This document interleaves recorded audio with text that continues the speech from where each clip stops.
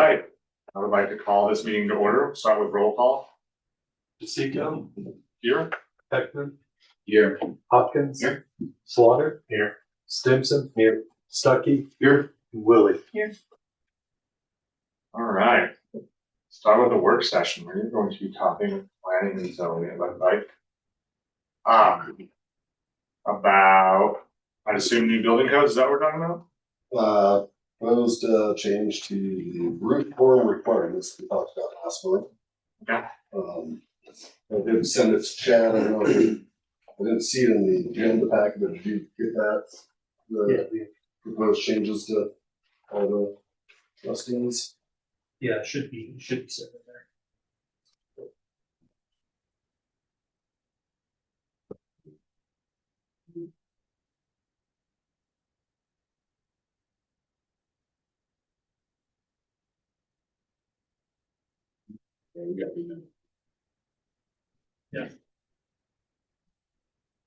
Yeah, so last month we, discussed what we've been seeing in planning and zoning, a lot of new construction and remodel stuff. Just there was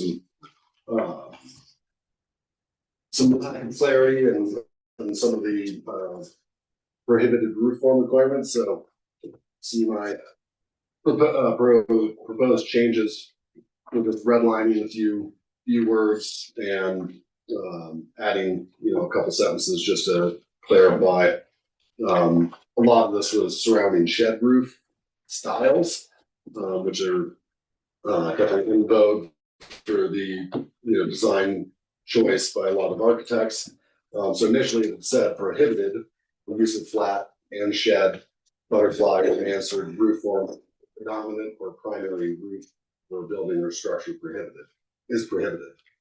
We want to clarify that a little bit because there was some other verbiage that kind of makes it sound like shed roofs are allowed, but it was a little vague as far as when we can allow them and not. So I wanted to strike, or us as the commission wanted to strike shed roofs from the list of prohibited roof form. So just say prohibited the use of flat, butterfly, or mansard roof forms for a building or structure is prohibited.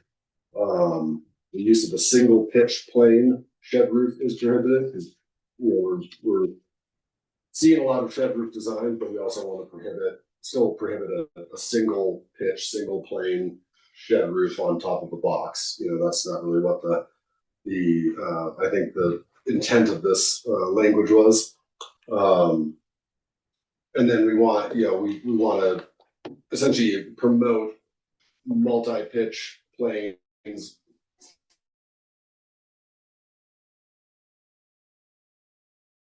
In the forms that are a little more broken up. A limitation: no single pitch or plane shed roof shall exceed more than 65% of the total roof area. To try to prevent these, like a single roof over a box, shed roof style. And then there was kind of a gap between a 212 roof pitch and 312. There was really nothing addressing a 312 roof pitch, which we were seeing a lot of. So the use of a roof with a pitch of, instead of saying 212 or lesser in the current language, changing that language to less than 312 shall be limited to roof sections that serve as secondary elements of architectural interest, etc. All that rest of that language stays the same. And then on sentence or paragraph 2, acceptable roof form requirements: gable, hip and valley, and adding multi-pitch / plane shed roof forms with roof pitches between. Use to say 412 to 1212 are acceptable. We wanted to adjust that to 312 to 1212 as acceptable because we see a lot of 312 roof pitches getting drawn, and there was just this gap between 212 and 412. So that's kind of what we came up with as a commission. Just wanted to put that in front of the board and see what you guys think. Well, yeah, happy to answer any questions if anybody's curious of issues we've run into or why we come to these conclusions. Did you get a chance to look at this? I listened to this, I understand what he's getting at. Okay. You know, the root pitch section of the land code was right at the time that it was approved by P and Z. Things change. And so if there's a different style of root pitch that's sought by developers, and it fits with the character and style that you want to see in the town, absolutely change. Not quite. I guess the important thing for me, I guess, really for the commission is this something that you feel would help delineate what is allowable and what's not allowable? Correct. That's why we're here. Correct. Yeah. Yeah, with, you know, one, the not addressing the 312 pitch, we had projects, current and in the past that have been approved, and then ones that come before that we were, as a commission, were unsure if we were able to legally approve them because it was not addressed. You know, so part of that is there are projects that are existing that have already been built that definitely, by our reading of the requirements, the old requirements, like really didn't comply, but things were kind of slipping through the cracks, not getting caught. So one, we want, you know, when I came last month, you know, a lot of it was like, what is the, you know, looking for some direction. What was the purpose of the language? You know, our reading of that is mainly an aesthetic thing. But there's plenty of roofs that, like I said, buildings that have already been built that are in that, you know, lower slope shed roof style. And that is almost every single project that's come before us, especially the new construction, all feature shed roofs in varying forms. But most of them are multiple different pitches and planes. They're kind of broken up, which I think is what what the idea was, to just not have a single pitch shed roof, which there was one that was constructed recently that by our readings should have somehow got through and shouldn't have gotten through and shouldn't have been approved. So we just wanted to make it a little clearer, like what we're prohibiting and what's acceptable. But I think with striking a few words and just adding a couple sentences, it really clears it up without distracting or without taking away from the idea of the roof form requirements. I'd looked into some neither jurisdiction has as detailed of a definition and restrictions on roof form requirements. They're very vague and open to interpretation. So we still have a relatively restrictive language about roof form requirements. Just wanted to make it a little clearer and also allow for kind of the modern aesthetic in most of the architects these days. Thank you. I think part of it when it was done originally was that you couldn't build a house to the maximum height and just put a flat roof on, right? It was limit what you were able to do. So I think that's where some of the weird pitch language comes in, some of the slab roofs, some of that comes into play. I mean, the new style is not modern, right? So it's a low pitch metal roof. I think originally that's the third or fourth iteration of that. Originally, some of that was thought for snow load, for snow shedding, for some of those things. As you know, technology's changed a lot. We're able to put roofs on different pitches and be successful. I like that you got rid of that odd 312 that was in there and at least addressed it one way or another. Yeah. Right. And we got to pick 312 as like minimum of the acceptable roof, because that is what we've gathered from builders and architects that have brought projects before us. That is the minimum roof pitch that Grace Ice and Water is warranted at a single layer. Below 312, then you need a double layer. Yeah, there's some things that change. So, and maybe at one point it was 412, but seems like. And part of it depends on the covering that's going on top as well. Yeah. And there's still the language in here that that allows the town to where secondary flat or shed roof segments are proposed that are lower slopes. The town may require engineering certification of the roof's capacity to accommodate anticipated snow loads and/or integration of mechanisms or methods to ensure the mitigation snow and ice from roof sections. There's still like some clarity there. And these architects are, if they're designing these low slope roofs, they're engineered to do that. So we don't really think that's necessarily an issue. But we're still gonna allow that flat roof form For a secondary, for a secondary, like right? over So, an entryway or and where. so and you have a percentage in there for what could be or couldn't be? So it really just, you know, what is it? The use of a roof with a pitch of less than 312 shall be limited to roof sections that serve as secondary elements of architectural interest. There really, it was never defined as a, Right, As and a- then that's all, is if, you know, if we come in, right, somebody says, I put 2 dormers up here and 90% of my house is flat.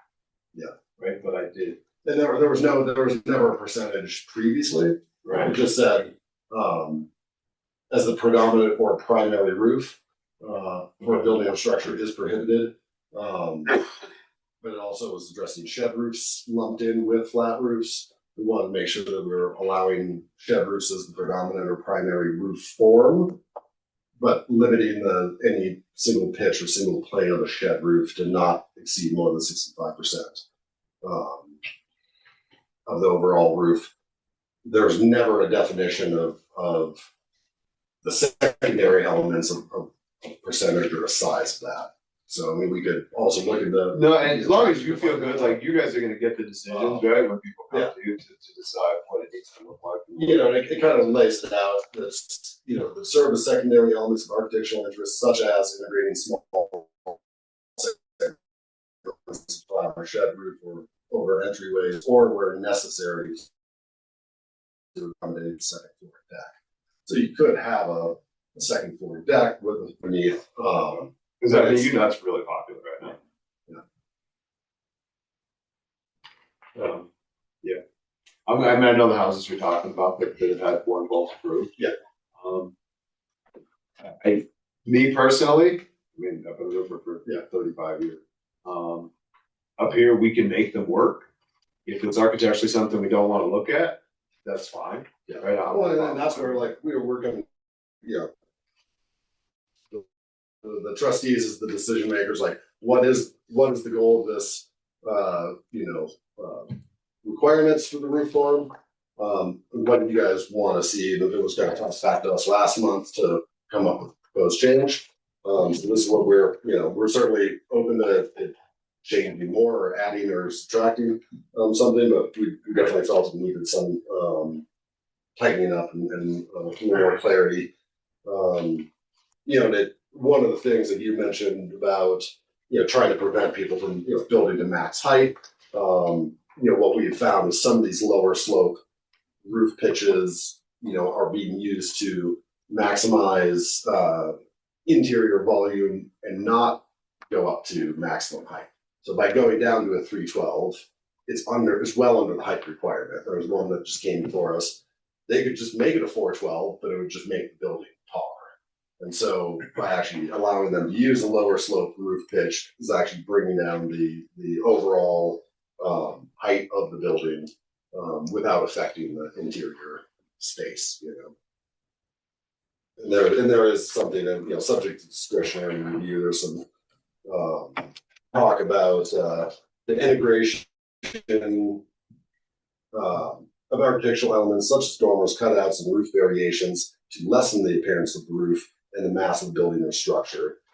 So there's one that we kind of use that verbiage to allow a 312 pitch because we felt it was acceptable using that language, but it would be a lot easier if we just say 312 above is acceptable.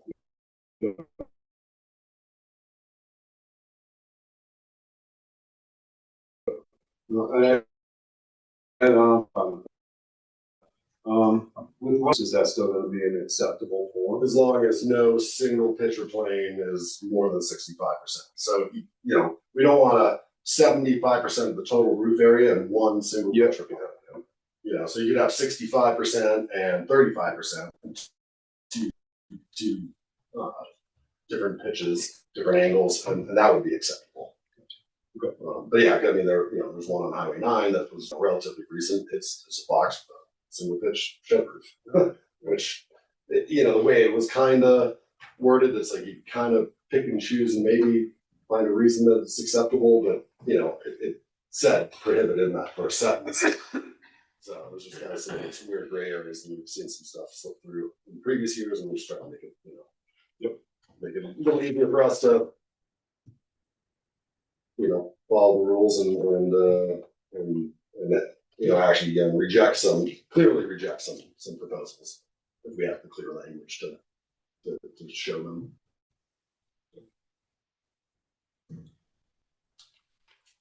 Any other questions? Yeah. Appreciate you diving into Yeah. that. I'll take their Yeah. materials, convert it into an ordinance, and you'll have it back on the next agenda. That sounds good to me. Does that sound good to everybody? Yep. Yeah, perfect.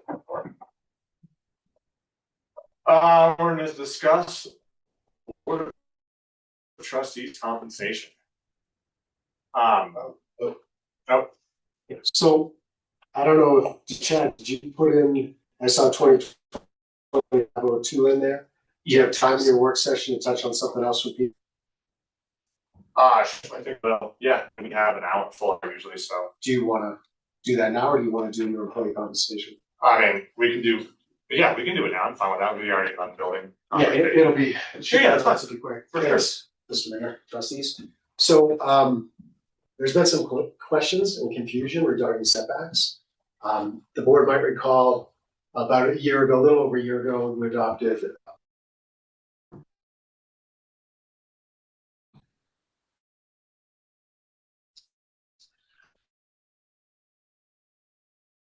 it's 2025, it's an update.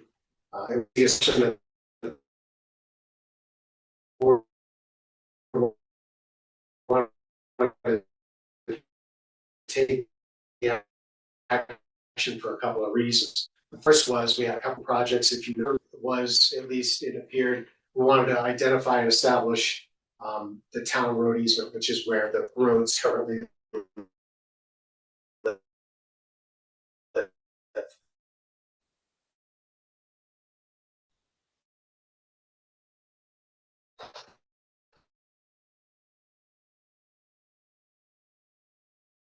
was transposed incorrectly. I think there's codifiers that occasionally, like periodically every 3 years or whatever it is, they will typically do code updates. But when you're in between our town manager, I assume, did that update? It could have been any staff, I don't know. But there's an error in the setback definition. And so it creates the question on how we're supposed to interpret the code. In our last P&Z meeting on February 3rd, I questioned our building official on the interpretation. However, to be clear, P&Z as a whole, I've spoken to 5 members, including myself. I couldn't reach 2 others, but I did reach out. We support our building official's interpretation. So,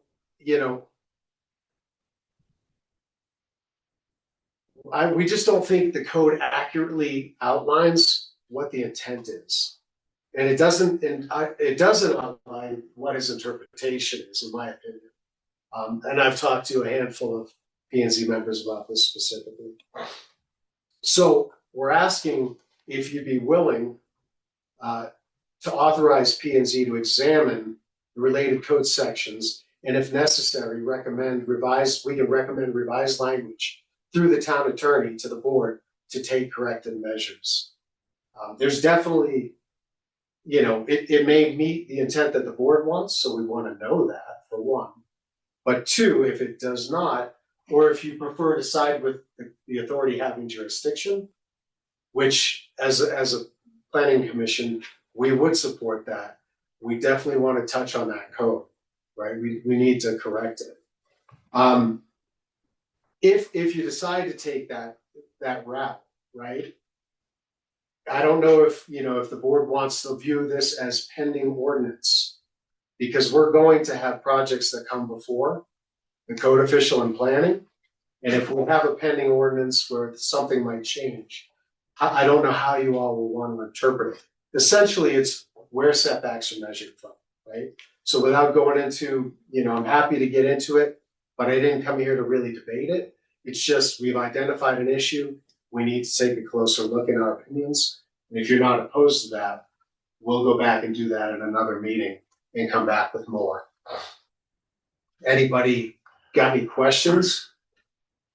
And I feel like the code should be understandable to the person that's trying to go for a permit on something, an application, their architect, the building official, and planning and zoning.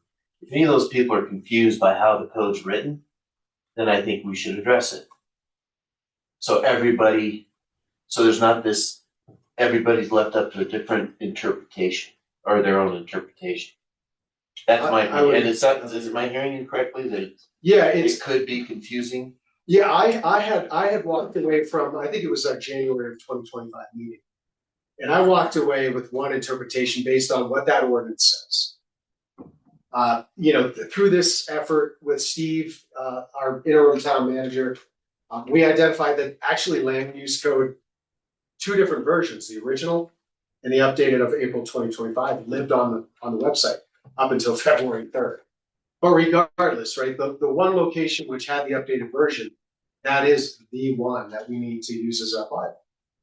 But it is not exact verbatim what that ordinance said.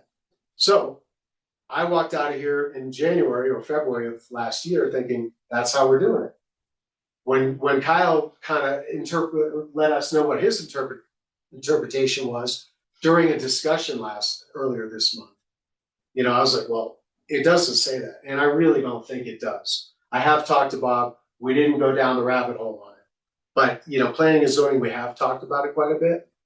And, if we need, regardless, we need to kind of flesh this out and decide what it should say and make it say that.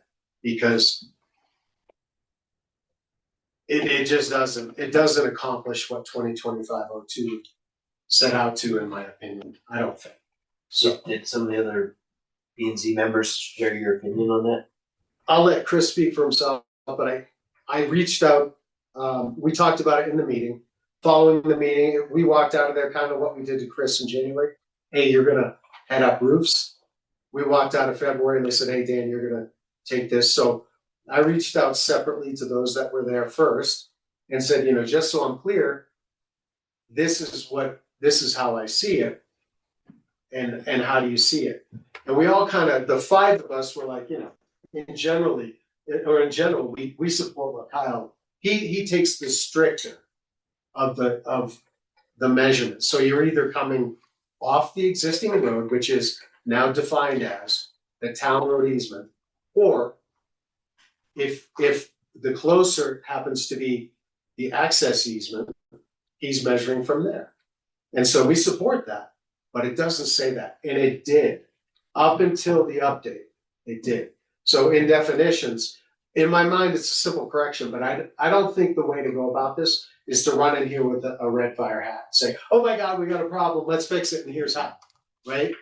I think what we did a year ago or a little bit more, and I know you guys had a work session in November of 2024, and this was talked about.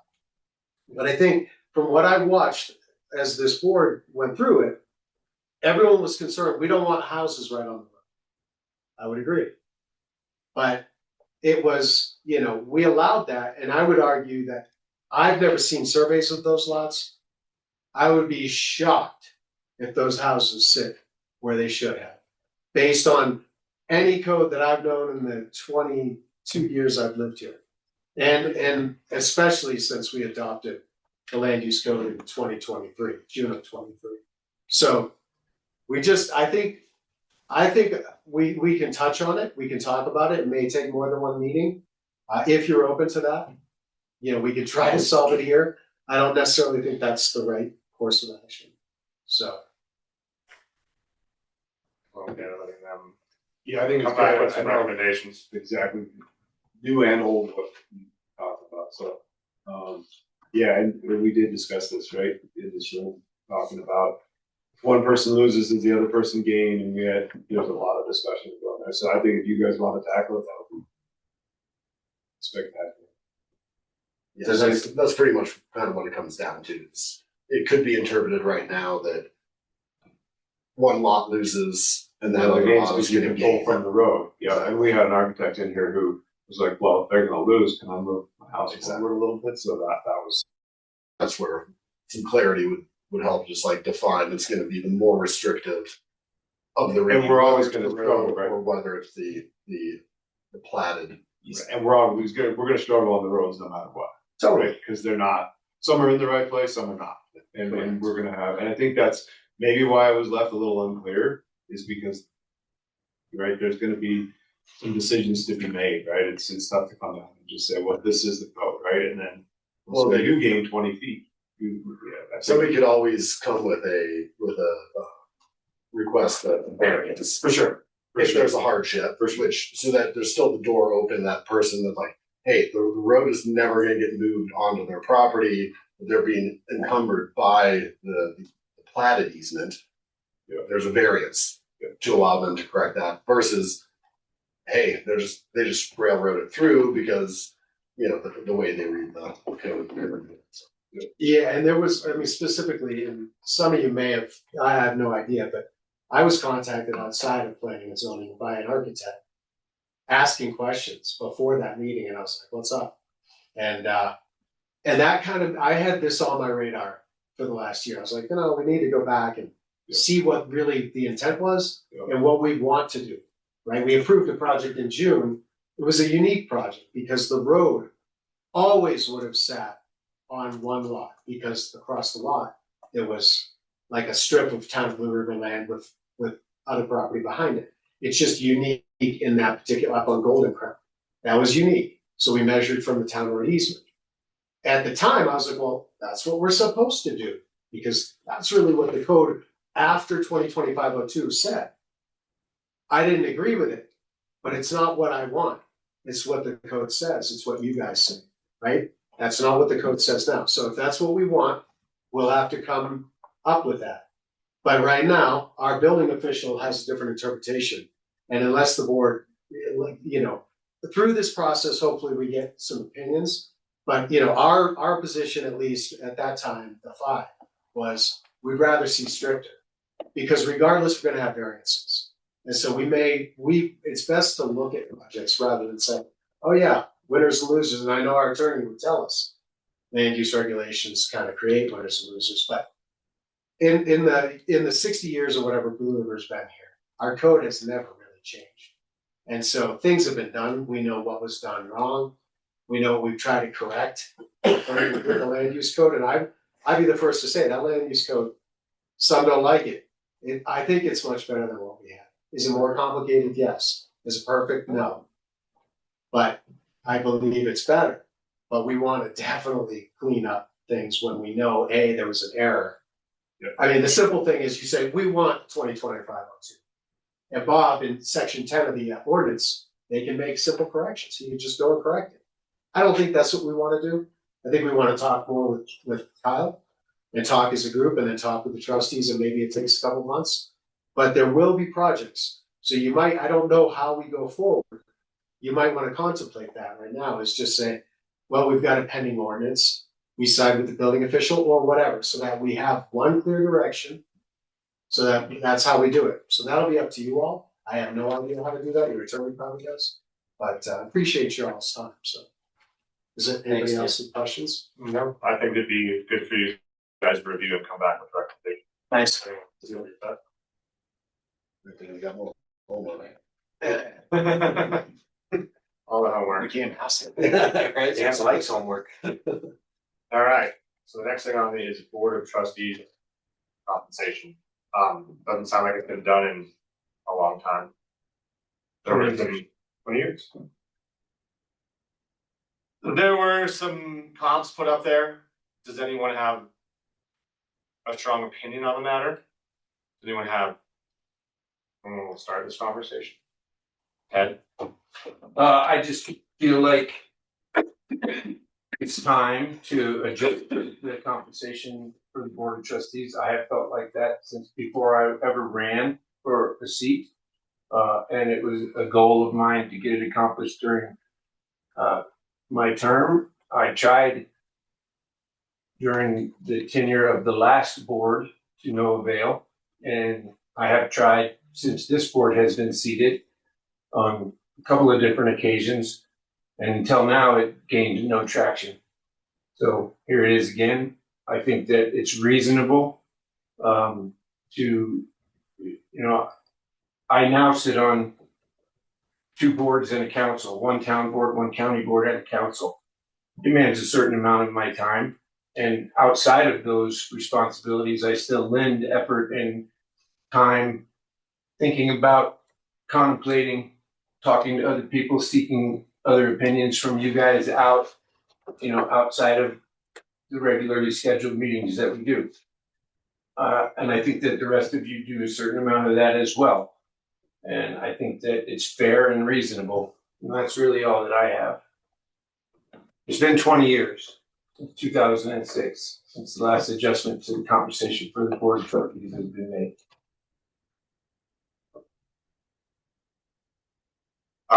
Yeah, I mean, I don't, I'm not gonna disagree, Ted. I mean, yeah, I wouldn't I disagree didn't with know that. it'd been 20 years. You had some other examples. Did you have an idea of what you thought, just based Yes, on? I think the trustees should get 500 a month and the mayor should get 750. I've discussed it with the town attorney. He is in agreement. And I didn't print out one for everybody because I did see it in the packet. On this piece of paper, I mean, you can see that brings us more in line with other towns in the county, but still less than most of the other towns in the county. I would We assume have- Frisco was a typo, right? Frisco, the Frisco mayor's mayor made 12 grand. 1250 a month, 15,000 annually. Does that math doesn't work, does it? No. No, it's fine. The one I saw said $12,200 a month, and I was like, well, I'm gonna No, go. no. No mayor makes that. But Here's hoping. I have no problem with the 750, 500. Does anyone have anything that they would like to? For me, it's not a hill to die on by any means. I trust Ted. It's something you've been trying to accomplish, like. None of us get to see it anyway, so. if there was no short-term rental program, I probably would not be backing this or would not have even put it forward. But there is a short-term rental program and the town has the money. The trustees do a certain amount of work that I think is unrecognized in terms of compensation, and this will fix that. So yeah, I think that we could have something, whatever you have drawn up. Yeah, I can use the numbers that Ted provided in the ordinance. The only other issue is one that municipalities struggle with is that you're not permitted to increase the salary of anyone who currently sits. So you can't make the ordinance effective as to you. Yeah, You can only make it effective as to new terms of office. So if somebody were to run in the future, you increase it. Somebody would run in office for a new term, they can get the increase. Many communities don't like the fact that because you have staggered terms, that half of the board would get a higher salary than the other half for 2 years. So they always push it, some of them push it out so that it's effective 2 elections out. So everybody gets the same salary at the same time. I'm not saying you have to do it. That's an issue that comes up in a lot of municipalities, equity associated with, we're doing the same job and you're getting paid more. Yeah, you guys can do it either way you want to go. You can make it staggered, or make it the same. To address that, I tried to get you all that are new on the board, other than Noah and myself, a raise. The last board didn't let that happen. But I actually have a question based on the coming up election. Would that affect, and I didn't read the names. I can't remember the names. I know you're returning. You're returning. And Heather, would she, if we decided to pass this, would she get that compensation? If you passed an ordinance that was effective before the election, those people who took a new term of office, including incumbents who take a new term, would get the higher salary. Oh, so you would get it. Stucky would get it. I didn't know that. I mean, I don't really care, to be completely honest with you guys. I think that there should be a more compensation. I would just say that this took a lot more time than I felt like to start. But I mean, obviously, None of us did it for the money. yeah. You can buy sinners. Stucky's back. The only thing is, viewing this from the public's perspective, it seems we're 150 now. And we aren't the size of any of these towns. I don't think we have the complexities of any of these towns. I would love to see something like what does Kremlin do? What does Fairplay do? I don't think we should necessarily be using the other towns in the county. That is something that I'm always sensitive to what I think the perspective might be for the general public. I do think a raise is warranted. I'm fine doing it the way you suggested, which has to happen, where the new board members get whatever, try to put an ordinance in place, they get the new fee. But I'd like to see some smaller communities looked at. My office looked at as many as we could. Those that were readily identifiable on the web, the internet, we were able to pull. We called those that did not post, and most of them did not call that. Understand that salaries for elected officials are oftentimes a little sensitive. They don't want to talk to people about it. It's kind of a little hidden issue how much the individuals get paid. So they were not returning calls. So I can keep shaking the trees to find out what I can. How do we get these? They were on the errand board. Oh, but little smaller Or we communities, knew somebody that could answer the question. or maybe Leadville. Well, I think he's not suggesting fees, right? So it's still less than this, is what he suggested. This one here. The price that Ted, Yeah, the I think he price suggested what Solar Farm's doing. is at No. 7 and 3. Trustees are 500 a month. Wasn't he said 8 and 3? Oh, yeah, if you would suggest that the mayor nominate 1,000, that made sense. So, but trustees are 500. Yeah. So, I like Ben said, I'm not gonna die on the It's hill, not- but I'm just looking at it from how the general public, our constituents might see it. And I almost feel like since I could benefit from it, like, if we wanna push it, if we wanna push it down the road so that it doesn't affect, I'm fine, you know what I mean? So, That part doesn't bother me. so that we're voting on something that's not, like, I would pull myself out of a vote if it was gonna affect me next month. Can we put it on the vote and let the citizens vote on it? You could put it up as a referendum. Then it's not- But what, you gotta pay for the elections. I feel comfortable with the board making a recommendation. You're right, I'll let the citizens make the decision. I'm not, Then I don't have any liability whatsoever. Well, there's also opportunity for public comment. So for vote on the next one. Yeah. Well, the ones that want to tell us, they show up. Well, I'm negative. well, hey. Comment nonetheless. That's negative. I know one of the guys that used to be a trustee at Fairplay. I can say what they're paying. Maybe you probably know right off the bat, you might need to check. But if everybody's fine with 500, 750, I don't care. Just wanted to give an opinion. Well, maybe with the fact that, yeah, we're not gonna have an election if it's more important, maybe this would bring more people wanting to have a say where to apply. I don't think that we can add anything to the ballot currently. We've already put it in ballot. Yeah. Unfortunately, we'd have to wait till next year, which again, if we're gonna push it back past you guys anyways, does it matter if we wait for a year? I don't believe so, but, I would say the only thing on that is, I would side with Ted a little bit, not that we need it, but that it's been a project of his for as many years as it's been. no, I mean, And I try to get a decision made regardless of what that decision is. Instead of just saying, you know what, Ted, it's a great, we did, but we're gonna push it down 2 more years.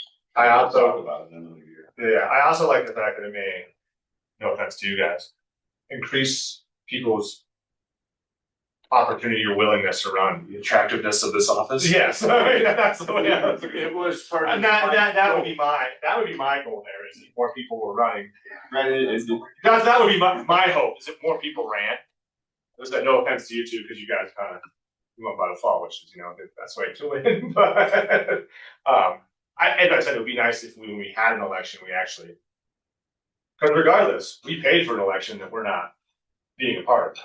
Yeah. We paid for that. I'm like Ben. I didn't run for the money. I didn't even know what the fee was. I didn't I had no idea. Or I didn't Self either.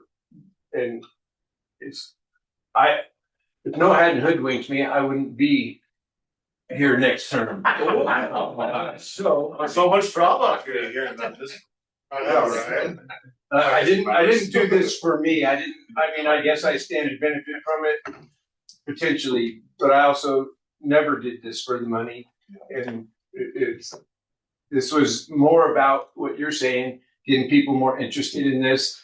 And I think that also the amount of work that people put into it should be recognized. Oh, I fully agree. And that's it. I mean, I appreciate you doing it, Ted, and I do think the board, after 20 years, some kind of compensation raise is. Cost of living has slightly changed. I think that if it's okay with everyone, if we push forward with this, but we could mention something in the newsletter, sorry, I'm having one of those days, in the newsletter about it, so that people who would like to have a public, because the only way we're gonna have public comment on it is if we bring our message. And if we would decide next month that we're still not comfortable with this, we can always push it, but then at least we can hear what the public has to say about it. Is that okay with everybody? I Because would, I'm curious what the public has to say. I would agree with John. Put it out there for 2 or 3 Yeah, yeah. months, let them do it. should we have some examples Takes for 2 or them 3 to months. look at like this? Sure, I mean, yeah, we They- can have this. Maybe they don't have any idea, well, what is reasonable? Yeah. Trust me, compare. What's reasonable? Yeah. I think you pointed out the fact that it depends upon the sophistication of the community and what kind of things you have to do. But there's a commonality among most elected officials. A lot of calls from citizens, you get stopped, you get asked questions. You're working, you're not signing, you just sort of sit at home and do nothing except to come to the meeting. So there's a recognition across the board for all municipalities, but you will find municipalities who don't get anything, like Bonanza, Colorado, they don't get a crying dime for attending the meeting, for being a trustee. There's others who make a ton more money than anything you saw. Lakewood. Lakewood, Denver. Denver has actually, if you were elected in Denver, you'd have a host of little aides that were getting paid that worked for you. And then you get a pretty sizable salary. That's an option. I'm calling you, Chad. I would like to make a decision, as you brought it up, we all agree it's warranted. So I'd like to make a decision, just make a decision, and then whether it's, again, make it for a year, or whoever's selected the next year, we can get these new people the salary, right? The new electors, or the people that are being elected, fine. I'm in support of it, but I think we should put it out for 2 or 3 months in the newsletter. Well, we need to potentially try and pass it before, like at April. We have to go next month. If we wanna make sure, if we wanna. We got years, A period of we time. got years to do it. I mean, literally, I've been bringing it up for years. Well, I'll just throw a number out. A number that sounds more reasonable. It's like 300 for trustees, 500 for the mayor. That's a number that sounds reasonable to me. Based on these other communities, we're not these communities. So that's just my opinion. Did you want to be on the wildfire council and the transit board? Just asking. If it's something that, I've gone to meetings too. Okay, good. I mean, I'm just I went to thinking, the trails meeting and. I think the numbers that I came up with were done after some consideration and thought. Okay, So I'm just throwing arguing for another those. number. But and I'm not, Well, there's other citizens in the room. I get it. Do they? I've talked to several. I think Ted's done the work. I'm fine with the numbers he gave. Yeah, I just think we should notify. I think we should definitely notify Yes. everybody. I think we'd love to have some public comment on this next month. We'd love that So from the one everybody. advantage of putting this into effect after the 2028 election is it would actually allow the community up to 2 years to modify that ordinance before it takes effect. Right? So you could create kind of like a baked in comment period while also passing the ordinance and getting this into action in motion by setting the effect date into 2 years. Right? It would mean that those elected in this next term would make the same that they're making that we offer now, but it would create a little bit more space and time for the mechanism to take.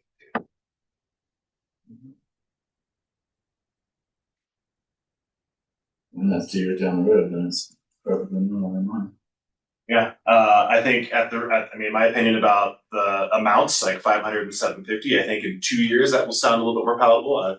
I kind of agree that like one notch down right now, but I think if we set this to take effect in 2 years, that would be an appropriate amount. This is my opinion. It's my opinion.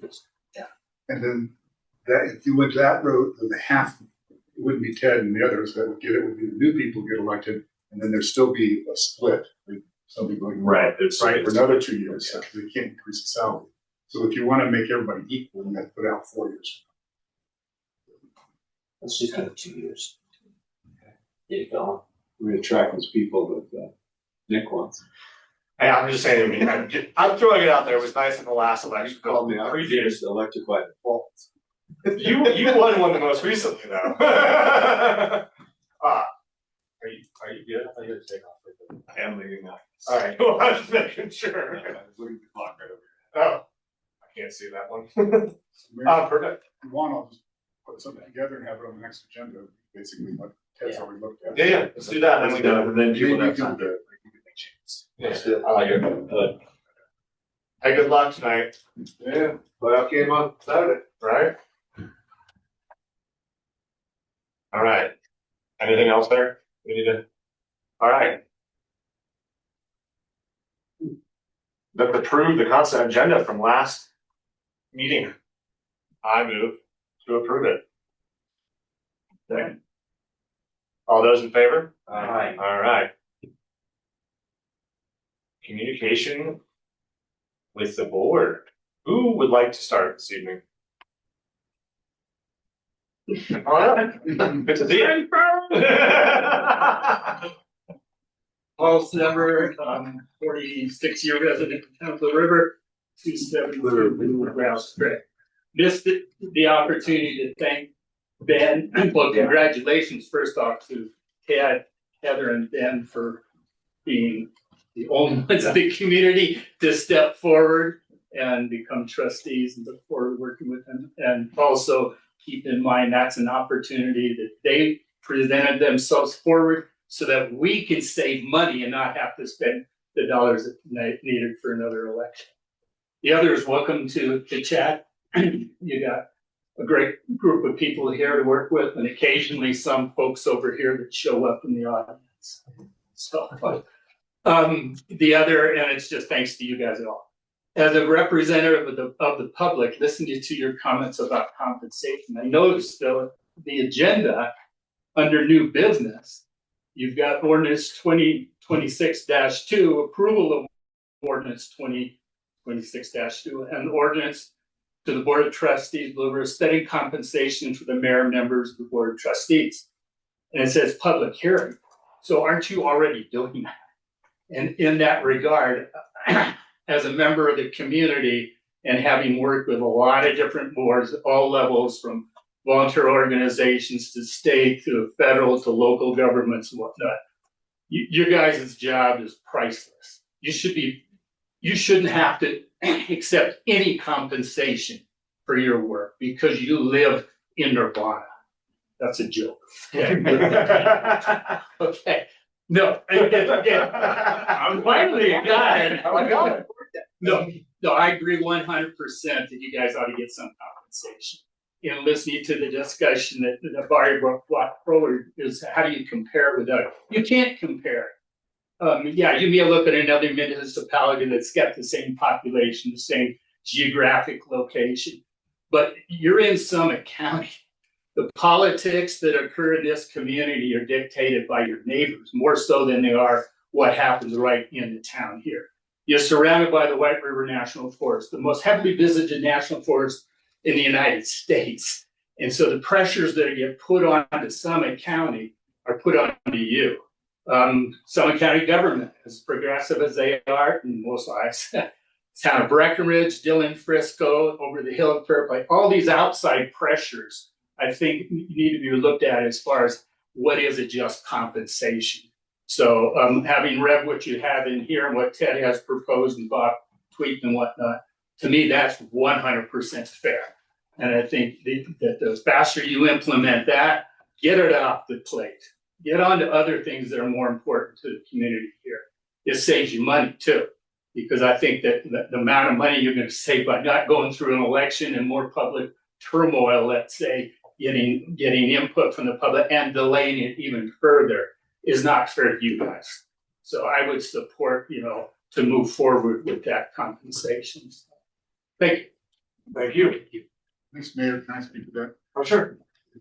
the item was put on the agenda as a potential approval item because you're very much time crunched to get this effective before the next election. But it can be done if it's done next month. But we have to publish immediately after the 17th, the meeting of March 17th. Has to be published that Thursday, be effective before the election.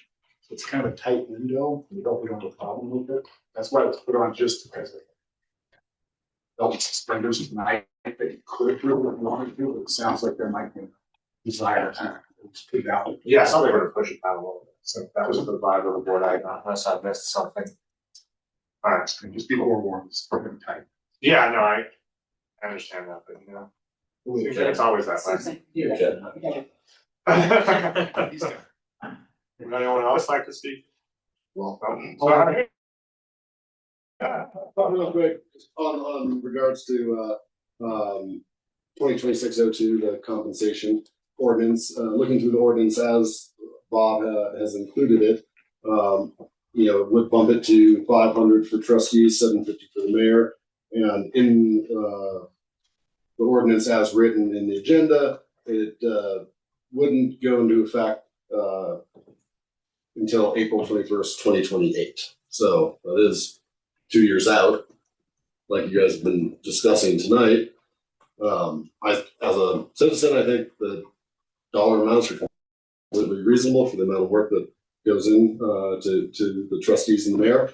And I think it going into effect April 21st, 2028 is plenty far in the future to just approve it and get it in motion. Because as has been mentioned, Ted has been working on this for years and years and years. And it's time to do something. Hey, Chris, thank you.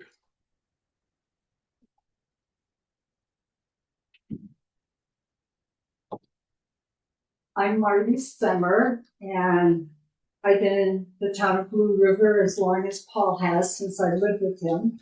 And I just wanted to comment that, first of all, congratulations to our new town manager, and also congratulations to the new trustees, as well as, again, congratulations to all of you, because you have been serving this really well.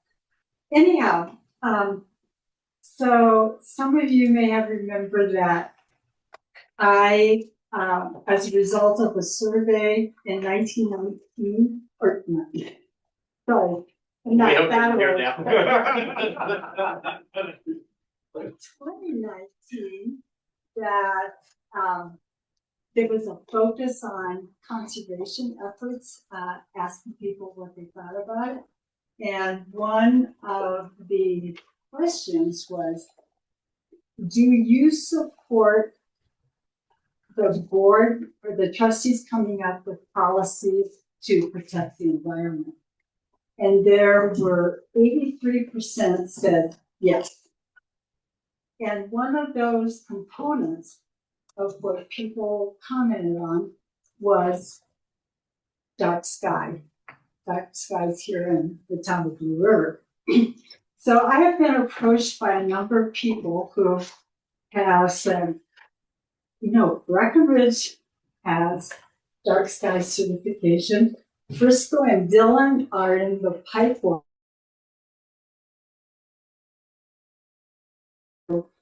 Protect the night. Is it time that we were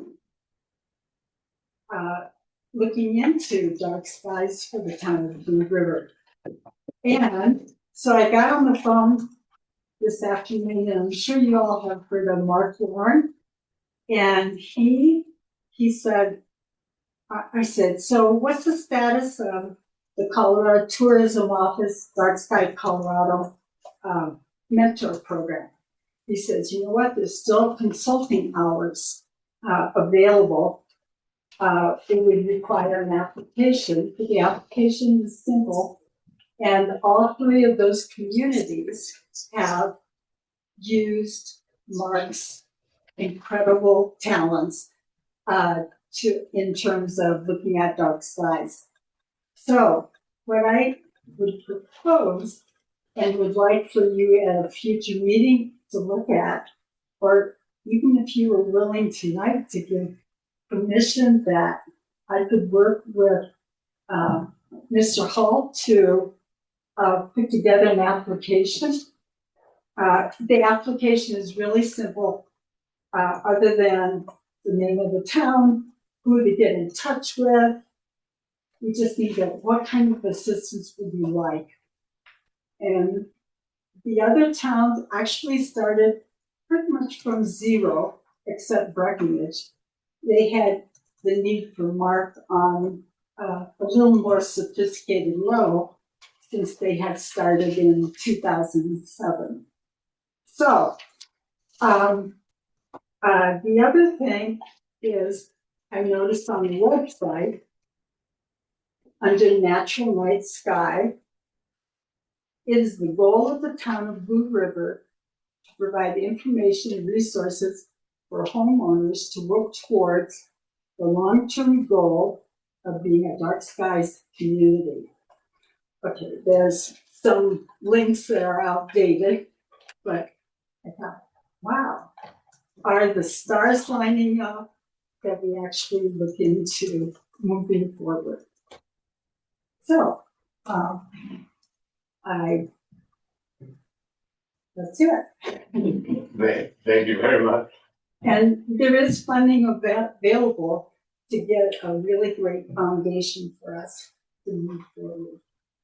Yeah, thank you. Thank you. Thanks, Mark. Thanks, Mark. Yes, Dan Cleary, 23 Western Terrace. I would also like to welcome Mr. Hall. It'll be nice to get to work with you. So I've asked a couple of months in a row, I'm gonna ask it again. How do we feel about a trails committee? We don't have to love trails, but we might wanna have a voice at these meetings. Love to see it on an agenda where you at least talk and say, we don't wanna do that. Or we do, because just sitting there, we don't know what you wanna do. Okay, so that's one. Two, compensation. So I'm all in favor of a raise for you all, because I know there's work up there that goes on. One thing I want to point out, and it's a weird, complicated one, and I don't want to take up much time, but in this town's governmental structure, all trustees and the mayor are equal. So do you not all deserve equal pay? Or is there more work? I'm not advocating for a change in our structure, right? But there were some questions during a past election 2 years ago about terms and how those are. We may at some point either want to talk about that. Or, if you view it as the same and we like the way our terms are, that's great. But I don't know if you all deserve different compensation. Maybe everyone deserves 600. I don't know. Maybe everyone deserves 750. That's for you to decide. But allegedly you're all equal. Right? So that's all for that. But you do deserve a raise, and when you do it, it's up to you. Right? I'm not going to come in here and beat any drums. So I'm not going to go down a crazy rabbit hole because I only got 3 minutes. But a couple of months ago, we got a courtesy look at the code reviews or the code update tonight. One thing I caution, man, is I don't ever want to see a board adopt things just nodding their heads and not reading it. I'm not saying anybody here did it, but if we did do it, I want to touch on just a couple of things, right? I don't know if your packet is the same one that I see online, but there's 61 pages to PDF. On page 39 of 61, this is section 313.1, so you can do like a quick control F and find that 313.1. It says that we can't store motorcycles in a shed, right? Essentially, this isn't verbatim, I got a little sticky note. But that is a direct conflict with our code, 16B 740, our shed code, which we do want to probably go back and circle back to because we got two sizes of sheds. Again, that's similar to the 2025-02. It was a solution to a problem that never existed. However, this code says we can't store motorcycles in sheds. I'd hate to see the board adopt a code we have no intention of enforcing, all right? Page 42 of 61, 605.2.1.6, and I'm going kind of fast because I got a minute 50. annual inspection of chimneys for solid fuel burning appliances. I'm not saying you should be delinquent with your fires, right? But this code would require that you have a qualified individual or company come and inspect. Seems ridiculous, right? Like, but maybe that's what we wanna do. I don't necessarily think that's what we wanna do, but again, it's just one section. And maybe our staff can tell us, we love this or we don't. I would back up and say that when we got the courtesy look, we were told that it was, we've gotta do this, right? We gotta adopt them all. Because, what is it, ACC, our company that does our building official. They're going for a BCEGS rating, and I don't know what that stands for. Maybe it's ISO, I don't know. But if we move down, we could move down a point, and we were downgraded to a 4, and we wanna go for a 2, right? So if we're doing this so that Kyle's company can just make it easy and all their companies are the same, I don't necessarily agree with that. I'm not throwing Kyle under the bus, I'm throwing the process under the bus. I don't like that, right? People go and they lobby in front of the governor and the state government, they get codes pushed through. The International Energy Conservation Code. I've watched that thing evolve and it is out of control. One of the requirements, occupancy sensors in residential units. Ridiculous. If we're gonna adopt these, right, so let me back up. So one other thing, if we don't adopt it, we can't qualify for loan, like housing grants through DOLA.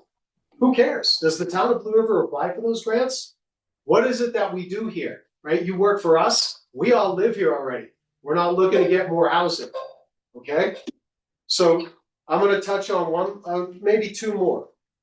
P701.1 fire extinguishers while using a chainsaw. Maybe it's a good idea, I do it, but people cut wood up across the highway on Highway 9 all the time. It's just arbitrary and it seems ridiculous. I just would hate to see us adopt something, because it precludes us from a housing grant. That's not what the residents, I don't think, myself, that's not what we're interested in. We do want good codes. We do want good fire sense, right?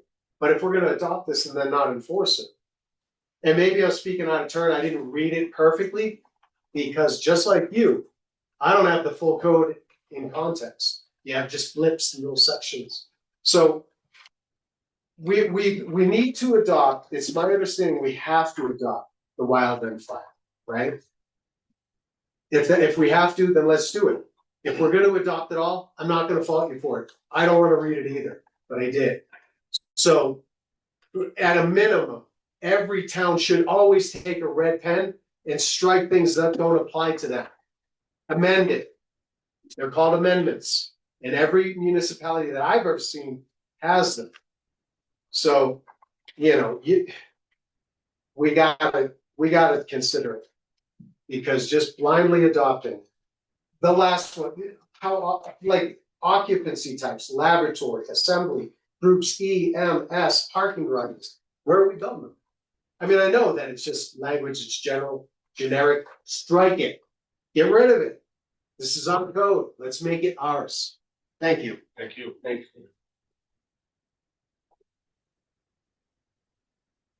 Anyone else wanna make a public comment on that? All right. Thank you, everyone, for taking the time to talk about that. So we're gonna close public comments.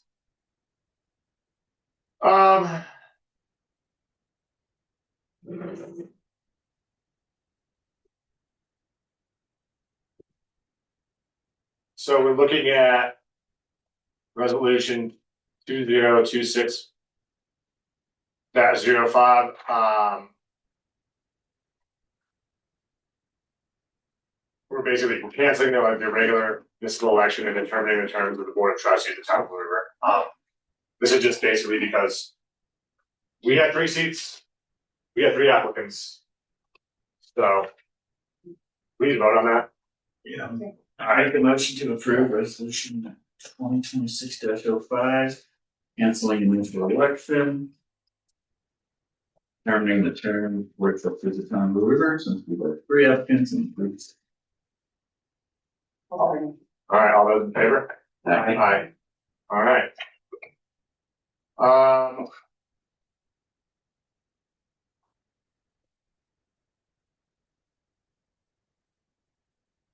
Ordinance 2026-01. Looks like we're having a public hearing on it to start. Oh, I could present first. Yes, sure, yeah, come on up. Okay. So this is for updating our building codes up to the 24 codes. So I'll try to take this in bite-sized chunks first, so we don't jump all over the place. First of all is why we should update, what the changes are to the building code, mechanical code, all that. Energy code, the Colorado Wildfire Resiliency Code, and then fire code. So we'll kind of move along that way. So first of all, why we should update. Colorado is one of 10 or 11 home rule states. By a home rule means that we manage our own codes like this. There is no state building code like 39 other states have. So this is fairly unique to a lot of the state, or not to the state. It's not unique to Colorado, but it's unique to the rest of the country that we really spend a lot of time doing our own building codes.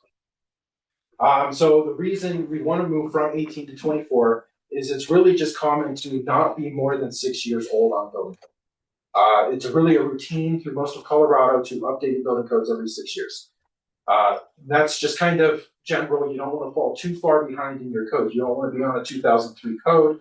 You're missing a lot of new technologies and a lot of improvements to the code that happen in the later cycles.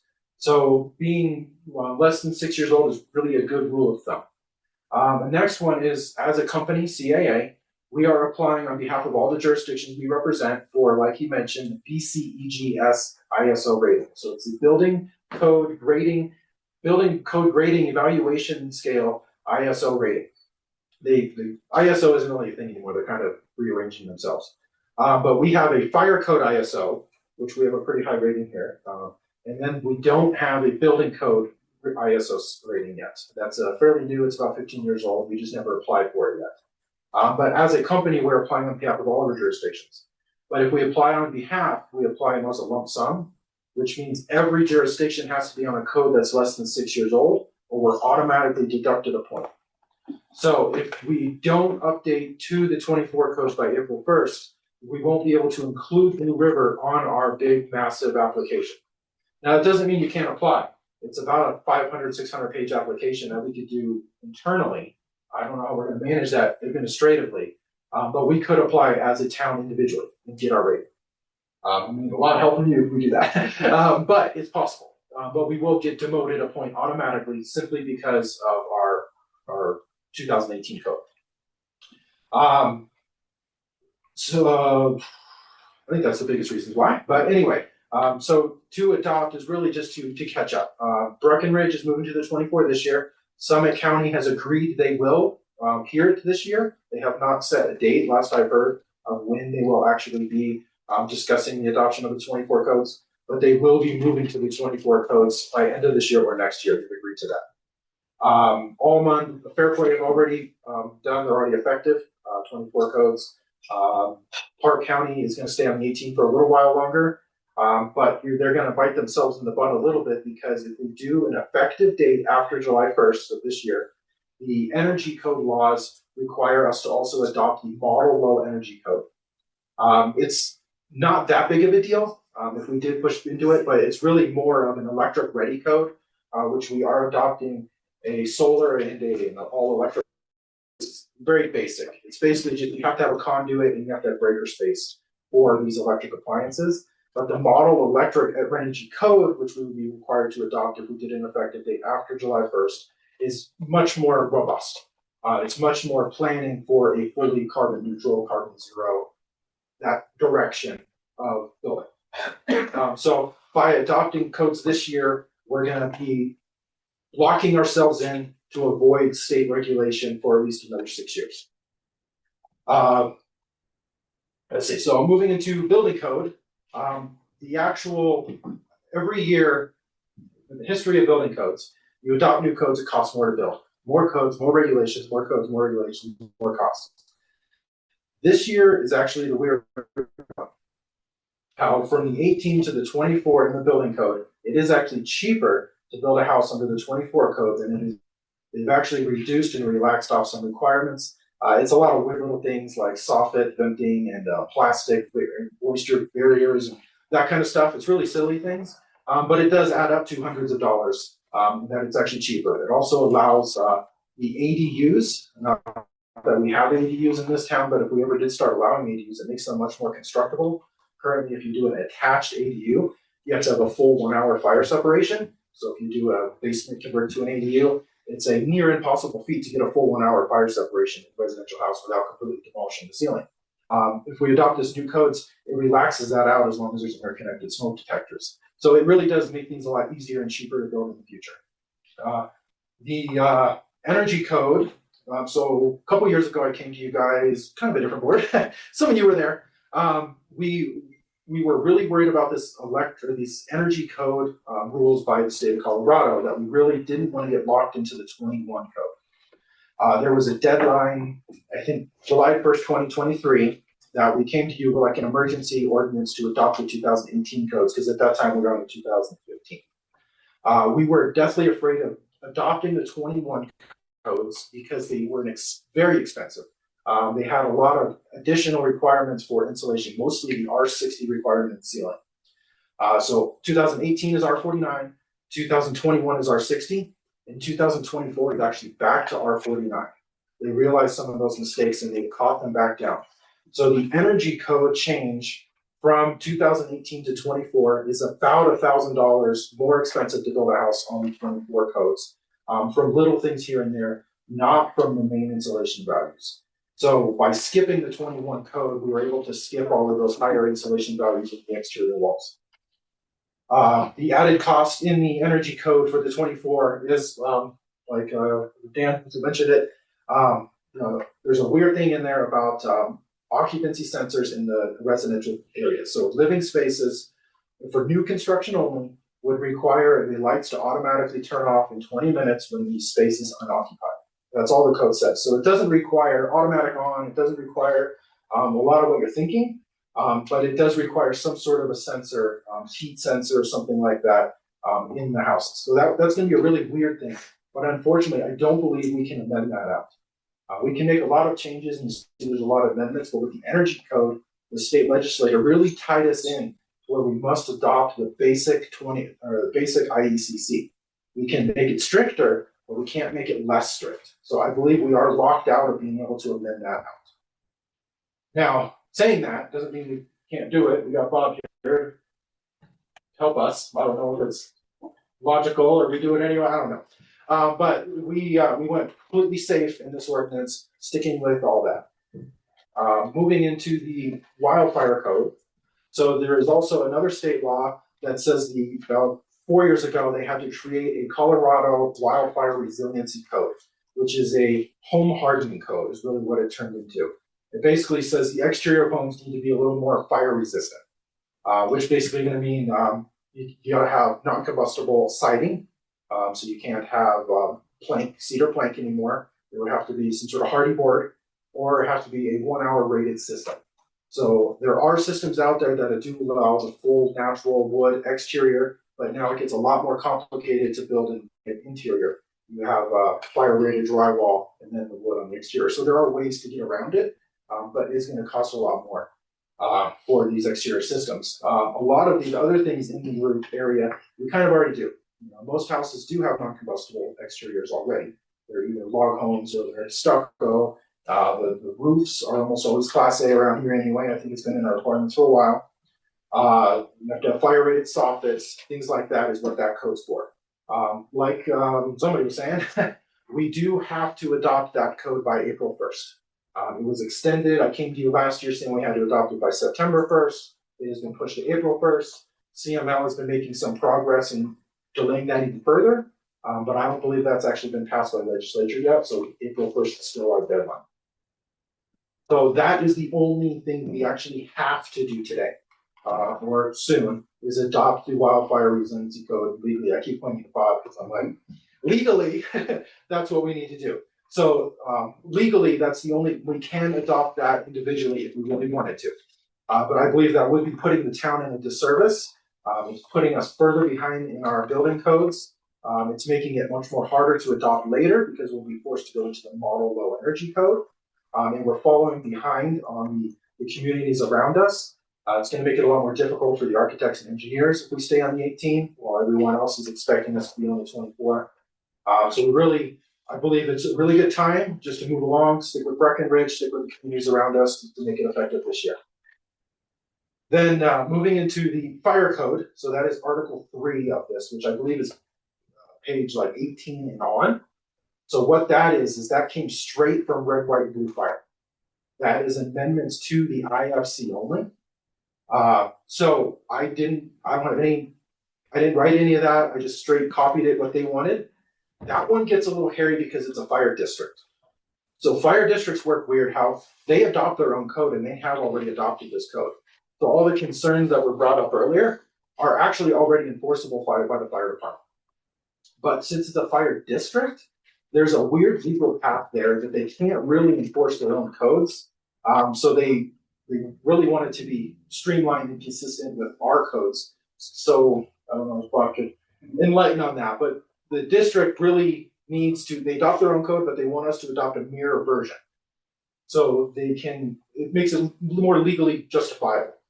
So everything from the Article 3 on is exactly what they've already adopted and what they recommend us to adopt. So there is some weird things, a lot of things that don't apply to us, but they spend a lot of time going through all that, making sure it complies with all the actual things they do regulate within Breckenridge and within the surrounding area. There are a lot of things that don't apply to us, and I don't believe they intend to enforce things differently than they've been doing. You'll see if you go through a lot of my amendments, they're all the same amendments that we've had in the past, or they're clarifications of the policies that we've been doing for years. So we're not intending to change anything, and from talking with the fire department, that's the way I feel they're on the path as well. They are just solidifying and making their legal process clean, but they're going to keep enforcing things the way they have been doing.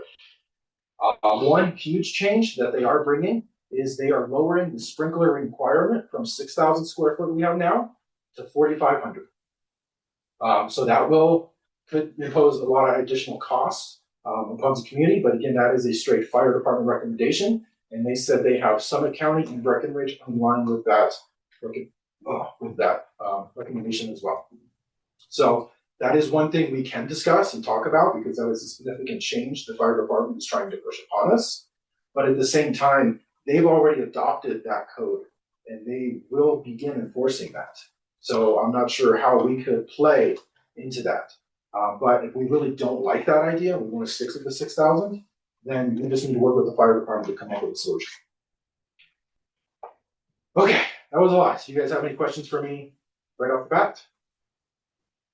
I think what you said about the fire code, as far as outside materials on a house, is completely 100% against the basic ideas of the planning and zoning and making houses look like a natural environment. And I'm 100% against that. And the sprinklers I'm 100% against too, raising the cost of these things. If a real wildfire comes through here, the whole place is burning. I know we're doing things that are enhancing it, but the fire breaks are helping. If a house catches on fire and the other one's next to it, it's all going to go. We've seen it every fire in the last 10 years that's happened. In Colorado, the wind takes it and it's gone. So I don't think things should be hardy board and concrete and everything on the outside. That's been the P&Z in our natural environment that we've been fighting for the whole time P&Z and the board's been here. We can get into that code a little bit more. I kind of oversaw that section, but if you go into the Colorado Wildfire Resiliency Code, it says exterior walls must meet these criteria.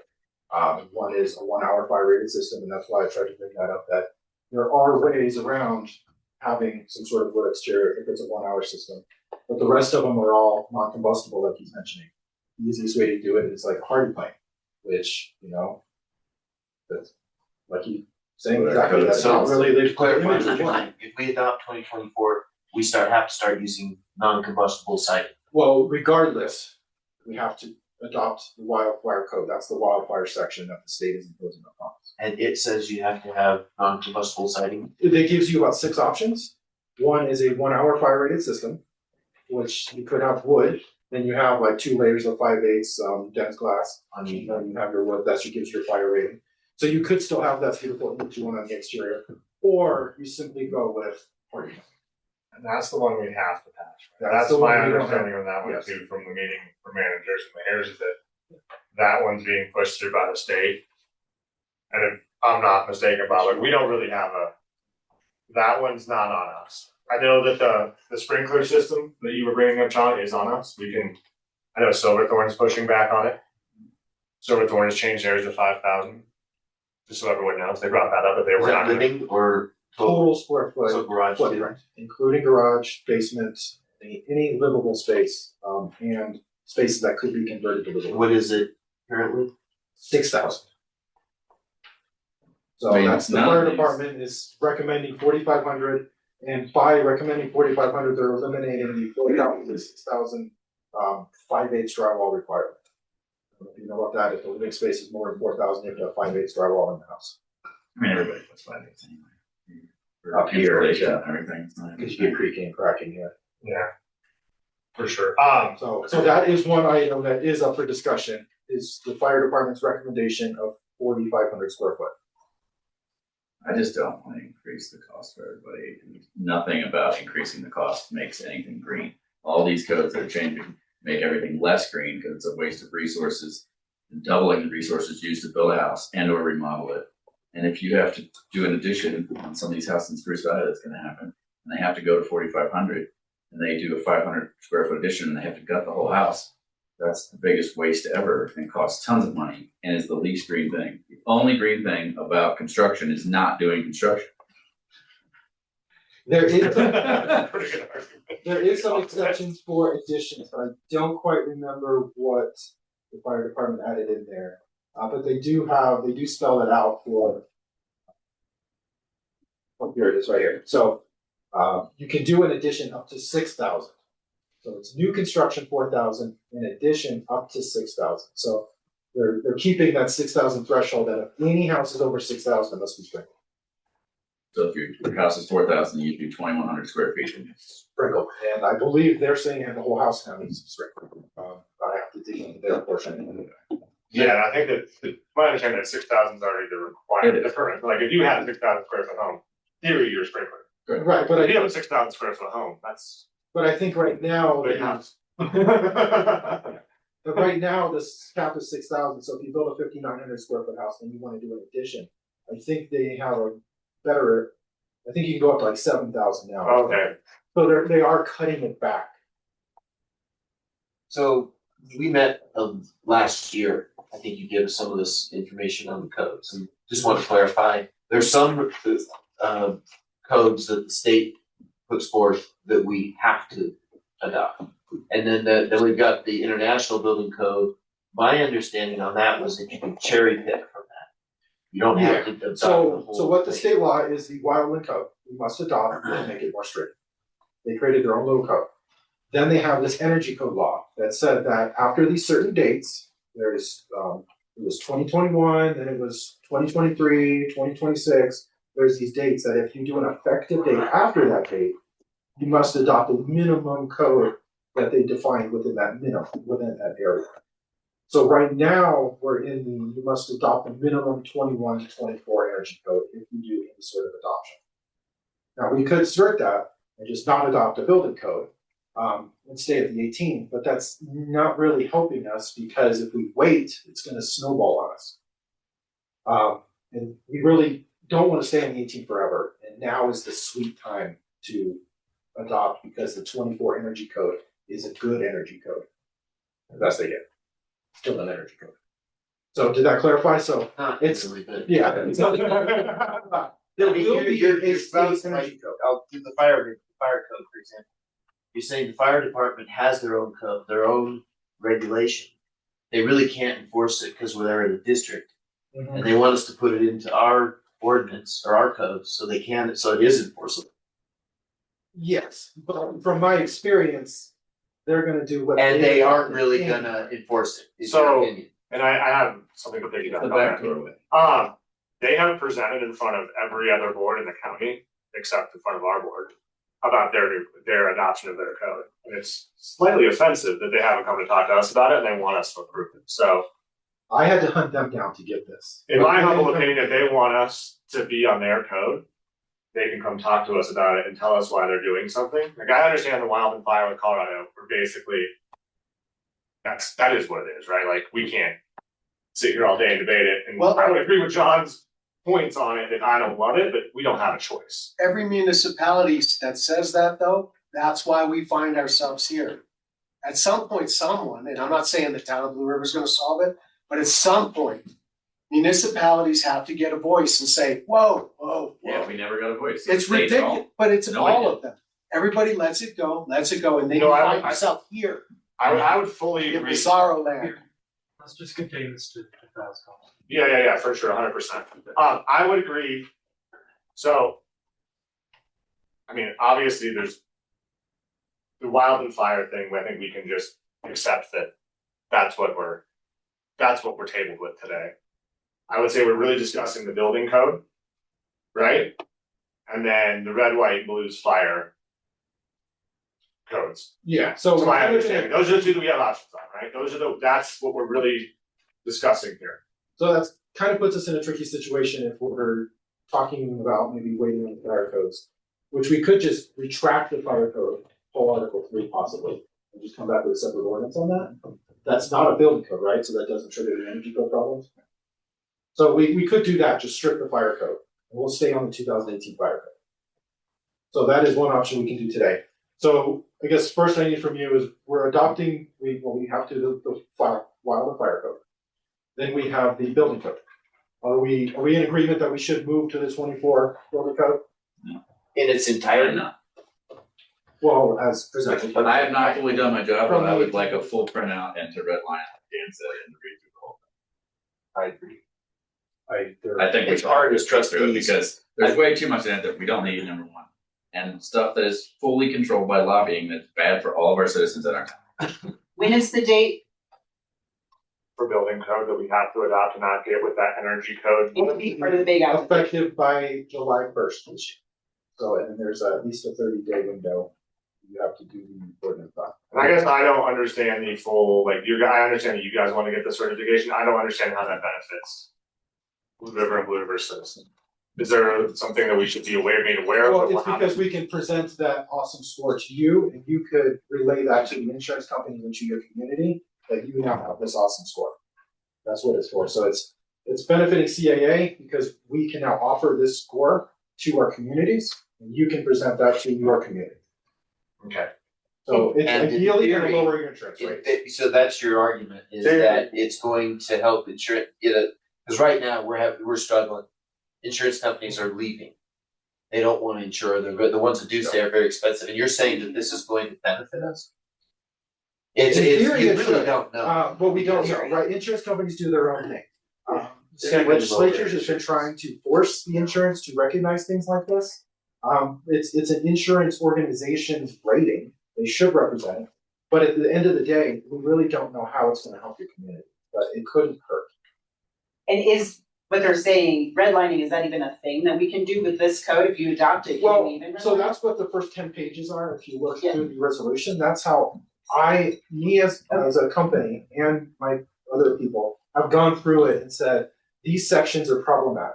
Okay. So that's why we create those amendments, saying that we're gonna rewrite this section to make it more interplay with Blue River. And it's, what we've done now is very similar to what we already have adopted, what we found problematic over the years, and to help interlace my inspectors so that when they go to a different community, they all adopt the same code. But we've gone through it pretty substantially, and I don't know if I could support many more changes. Unless you have something specific we can discuss. But we've gone through it, the code is written in a way that it is fully defensible and it is logical. So when we start getting into changing and making amendments, it really becomes a long, tedious process of, have we thought about everything? Have we thought about it as an expert of building code? Have we thought about it as a community member? Have we gone through all the scenarios that section and what that change may implicate? If we don't change anything, at least we have a whole country's knowledge of how that section is actually written, what it's meant to say, and how it's implemented throughout the rest of the country. So I don't think there's very many more amendments that I could support, unless you're talking something very specific that I missed. But I thought I caught all the things specific to Blue River. I added in that vents must be at least 24 inches off the ground on exterior, so snow doesn't block them. I added in a lot of unique things to Blue River, specifically, just to make sure we are meeting the requirements of our community.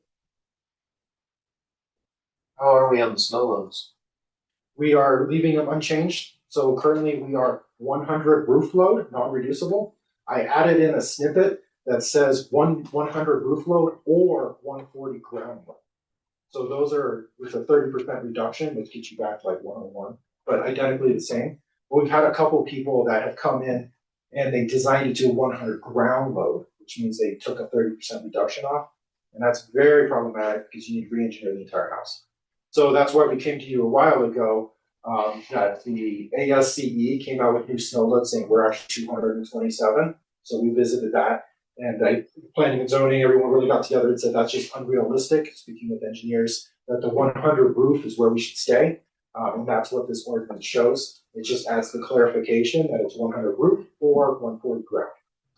So you mentioned that if we don't support your recommendation, you're not sure you could recommend any additional amendments. What if we said we wanted to make some No, amendments? you certainly can. I'm What just would that saying, put- you if say- we go crazy, I'm not sure how many amendments I could really support. What does that mean? You're Well- gonna not be our building inspector? or- No, I'm just saying, these amendments are very well thought out. This has taken months, if not years, to create these amendments. So throwing some out, I don't know if I could stand by those. I don't know what that would really look like, but I'm just saying this is a very hard I'm a process. little, I'm sorry for my being skeptical a little bit, Kyle. When you were here the last time, there was this somebody did a study that on snow loads, and they did it based on a higher elevation, and they were ridiculous snow loads, and then they came back down. People make regulations, and they don't always, and Breckenridge is backing down on some stricter energy enforcement that they had if you built a house last year. Now they're coming back down because it wasn't reasonable. So it's hard to navigate these recommendations. Understood. And I'm somewhat a Yeah, builder, I'm not a And, general but contractor. this ordinance is not increasing. We haven't added regulations like Breckenridge is known to do. This is really an even keel. It's just changing that number from 18 to 24. And there are changes that have come with that. But we really were trying to keep this minimum, and we're really not expecting any implications to the community. Is there, like John was saying, is there a way to give us a red line of those changes, or? Yeah, so they published a book, the significant changes, and it outlines each change. There's about 30 in each. Like the building code has 30 from the 2018 to 21, and then there's 21 to like 60 changes. So you can look them up anytime you want, just go through all the changes.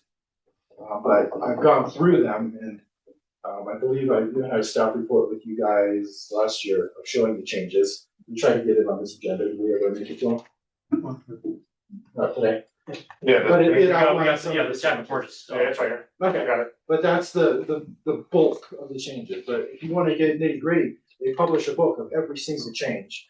It's called the IRC Significant Changes, published by the Is our planning and zoning aware of all these changes? I did present it to them beginning of last year and last month, January. And as Dan mentioned, they were a little skeptical. Well, on this subject, I feel like one of those little things on the dashboard of a car doing this, because it's a lot. It's like drinking from a fire hose, trying to determine if this is the right thing to do or not. And I'm going on your recommendation, and some of the builders that are in the room that understand, that see the code a lot more. As a trustee, it's kind of a tough one, other than just saying, yeah, you've researched it, you've done all that, I'm gonna have to go with that decision. It's not easy sitting here trying to say, yeah. And you say it only costs another $1,000 a month, per house. I don't know how you come up with That that comes number. from NAHB, National American Home Builders Association.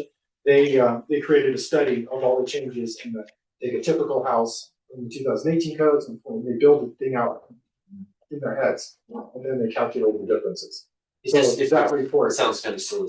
If I remember right, and maybe I'm wrong, but I kind of remember from our last discussion, it was if you don't adopt 2024, you have to adopt then 2026 or whatever it was, correct? Like, since we're at 2018, I thought there was only like such amount of time that you had to, otherwise we were like forced to adopt, and you like 24 better than the other ones, if I'm, Yeah, so that's the energy code law by state of Colorado. okay. So the ICC publishes every 3 years, a new code cycle.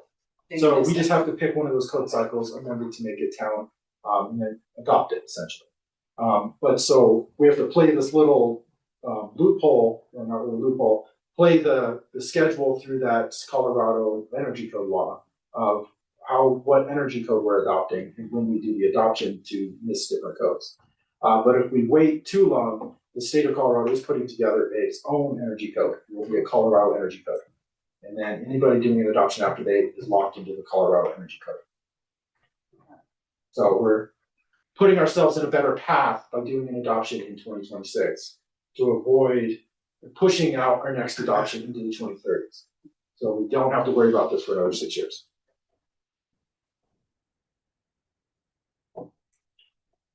Do you like crystal clear on this? Nope.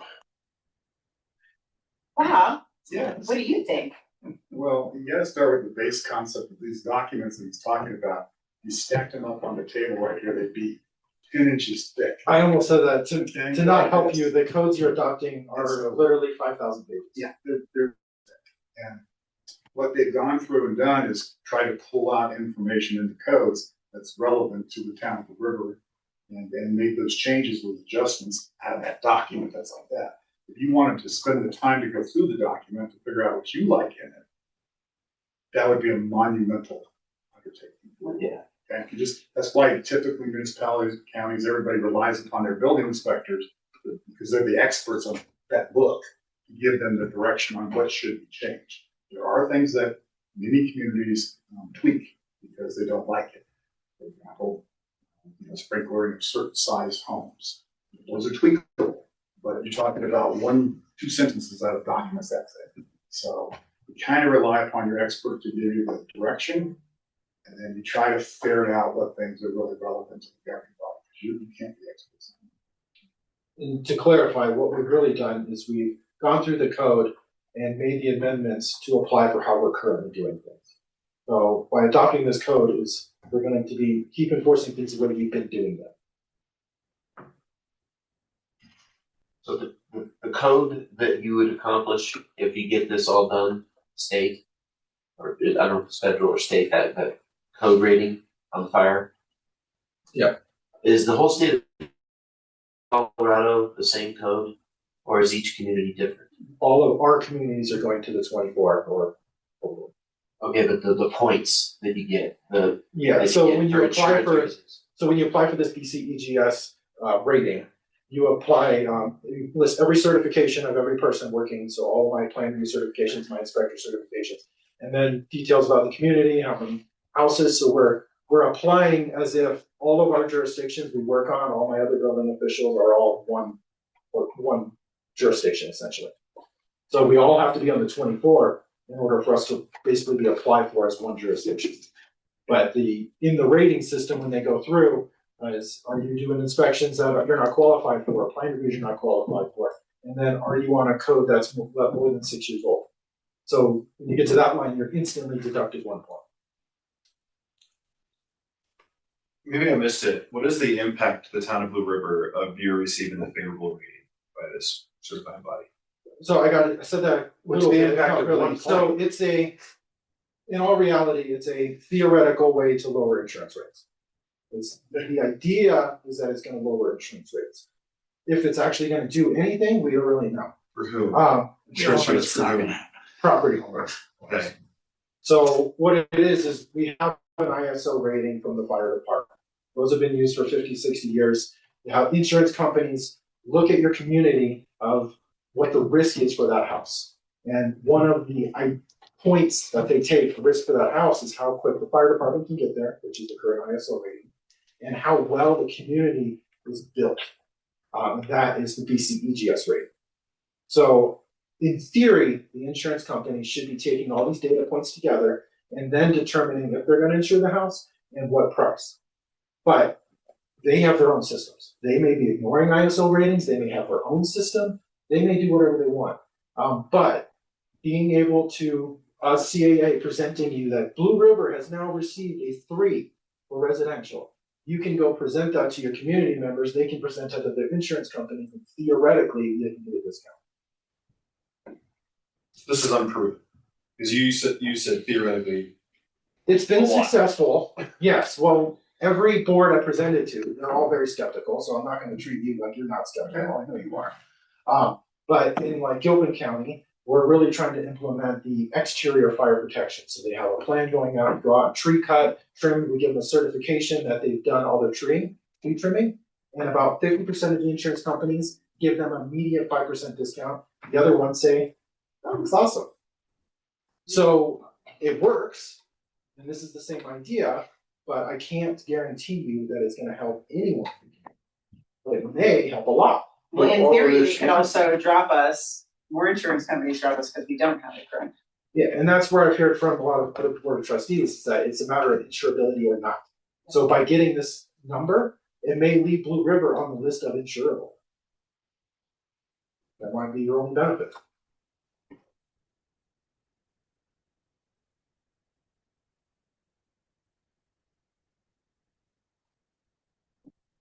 I'm in a position personally on this, I have to go with your recommendation. I don't know that I can sit here and make an argument, dissect this, and I'm not happy about it. I don't like these kind of decisions because I don't feel like I'm really making an educated decision. So if it makes you feel better, I've spent about 500 hours on putting this ordinance together. My colleagues around the state have put another 500 hours each, not collaborated. You have put usually 100 hours into reviewing. I don't know, you did a lot of amendments and changes as well to make sure it all fits comfortably. and I'm just, So just to make you feel better, we have all put a lot of time and effort in. We've involved the community as well the best we could, connecting with Breckenridge, coordinating with them. I mean, part of your goal is to get everybody on the same page, so it's easier for your group to be able to do the work. That's and a their goal, inspections. but there are amendments in here specific to Blue River. It's All right. not a prepackaged deal. Well, that's my take on it. It helps. Because it's an ordinance, there's nothing to stop you from amending it further in the future. Just because you approve it now, doesn't mean you can't come back and cherry pick some more stuff out and talk about it and make changes in the future. I think since we have till July, we should do that anyway. How long do we have until you guys submit your application that theoretically could help people with insurance? Yeah, that's the problem. They're applying for that on April 1st. They said anybody that doesn't have it effective on April 1st, it's gonna be left off. But it doesn't, but again, that means we just have to apply individually. Yeah, but that seems expensive. So if we're gonna be worried about that whatsoever, I think it makes sense to do it as a group. I don't wanna be burdening 500-page application sounds like it's going to be a time consuming project. I'm afraid of opening Pandora's box. So I would also go with your recommendation. For me, if we can make amendments later, and we've had it for a year, it's not redlined yet. I don't know what month is gonna help redline those. So you can kind of treat this like the land use code. Now, we do the big land use adoption and that locks us into these, we're on the 24 code, we meet the July 1st deadline. We can come through and make changes anytime you want. You wanna make it so you have to have 3 layers of ice and water, that's fine, you can add that in all you want. I wanna make it so I can have a motorcycle in my shed. You can delete that right now if you want, I don't really care. So we can, as long as we're on the 24 code, we can make changes all we want in the future. So we got, sounds like 2 board members that are willing to take the suggestion. Yeah. I haven't heard it coming from all. Is this something we're going? It's called the public hearing. It's called a public hearing. This is a straw poll, we still have to, it's a public hearing, so it's to solicit public comment. Okay. Do you have any further questions for me before you? Anyone have any further questions for the? All right, well, I guess we're gonna open up to public comment.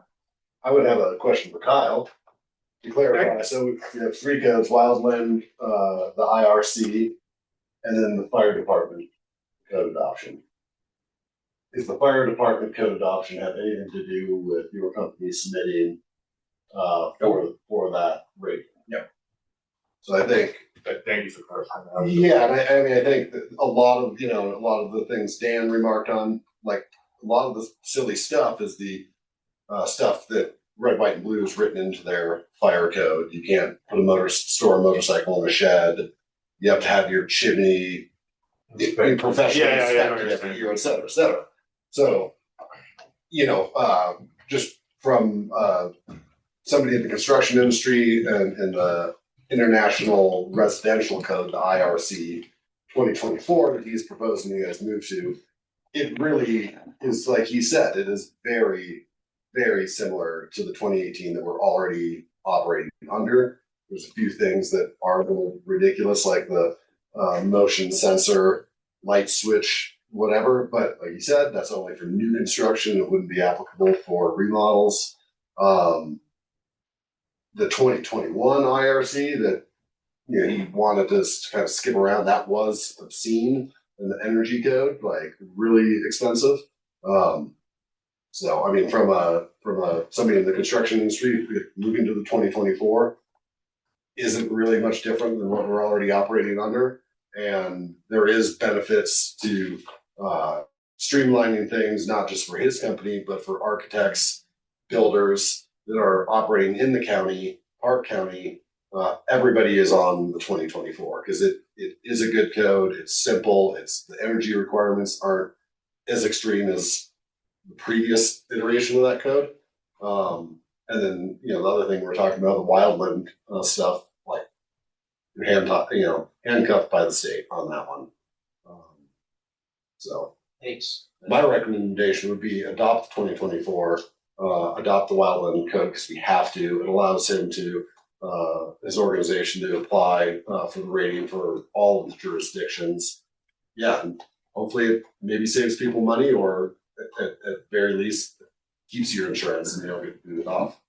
I appreciate you Yeah, sharing your, it helps my decision. Yeah, that was a very. And then as far as the ridiculous red, white, and blue code, like I stand by what I said. I would like that. ask him to come and present. Then justify it to me. Why are we doing It's this? just like this is what we're doing. So we can pass this without the red, white, and blue stuff in there? You can. We're gonna have to gyrate a little bit to make that happen. Because you can see how big this ordinance is. It has everything. Yeah. A kitchen sink in it, so. William, what's the Summit County Public Health Department and Upper Blue Sanitation District? What are all those codes that are listed in this ordinance? So those are actual, what we did is we took the entire chapter 18 and we did a repeal and replace. So those sections are the Article 4 and 5 that are just copied and pasted from our current code. So instead of just adopting Article 1 and 2, we just went ahead and did a full replace of the entire chapter 18. Those are just copied from what we currently got. Correct, Bob? Yes. Okay. Is there any question? Yes, that's the one. It is. But it's currently in place as we sit today. Does anyone else have a public comment before we close public comments?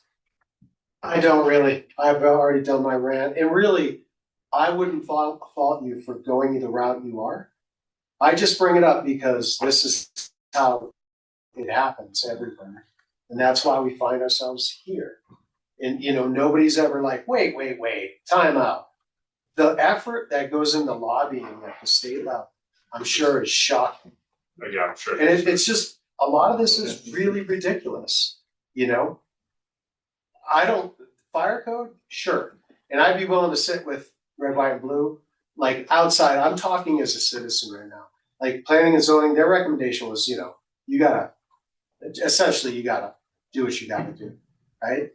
But as a citizen, I talk to red, white, and blue and say, well, realistically, like what is it we're trying to accomplish with a few things? But in general, overall, the codes have gotten fat and lazy. And it's really like the state is at fault. The state has gone in a bad direction. And, we don't have a building department. Like we contract them. And that's what we have to do. And this isn't directed at God. It's just, if we had a department where it had longstanding functionality and people took over and, the code, you'd have someone looking at it. Oh, code updates are coming, looking ahead.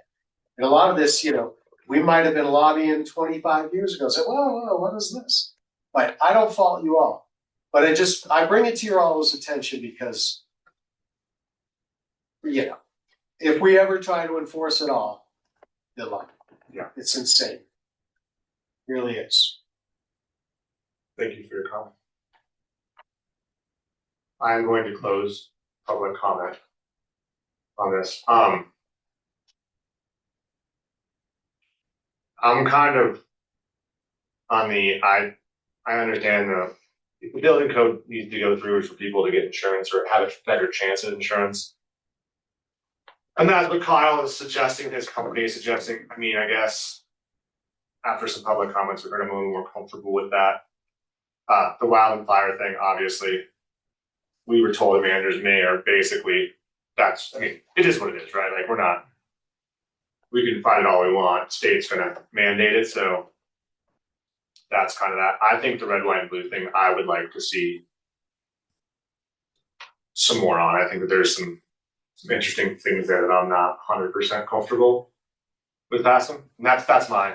I don't know what everyone else has. I land on the same page with that. Yeah. How do you pull that out? The motion you'd make to approve the ordinance would include effectively a statement that says excluding from the ordinance, from the title and from the ordinance, the adoption of the red, white, and blue. So to make it clear, it's just like you're telling everybody to pull it. Okay. Okay. John, you got anything on that? I know that you have a lot. Maybe you're a builder, so obviously this is. I feel like we could just adopt the IRC, not the rest of it, and do the wildland fires we have to. So kind of what we were. Yeah, but no necessary ordinance. Because this is a blanket for everything, and half of it seems like we don't want to do. So are you referring to the ICC code series, how we have the IRC for residential, we have the IBC for commercial, IMC for mechanical, We don't have any. NEC for electrical, is that what you're referring to, the whole package? Yeah, we don't have any. Right, but we have to adopt it to prepare in case we ever do get commercial. There's no place for anything. We're never going to have. There might be if we annex. You'd be surprised what gets within the commercial. We have this water treatment facility, which is commercial condition. That would be IBC. So you'd be surprised how little things do slip into those other codes. But we want to adopt them mostly for the administrative sections and to make sure the references all relate. There are references in the IRC that send you back to the IMC. And if you don't adopt them, it could be a tricky legal path. But again, everything in there, it shouldn't ever affect anything, so there's no reason not to adopt.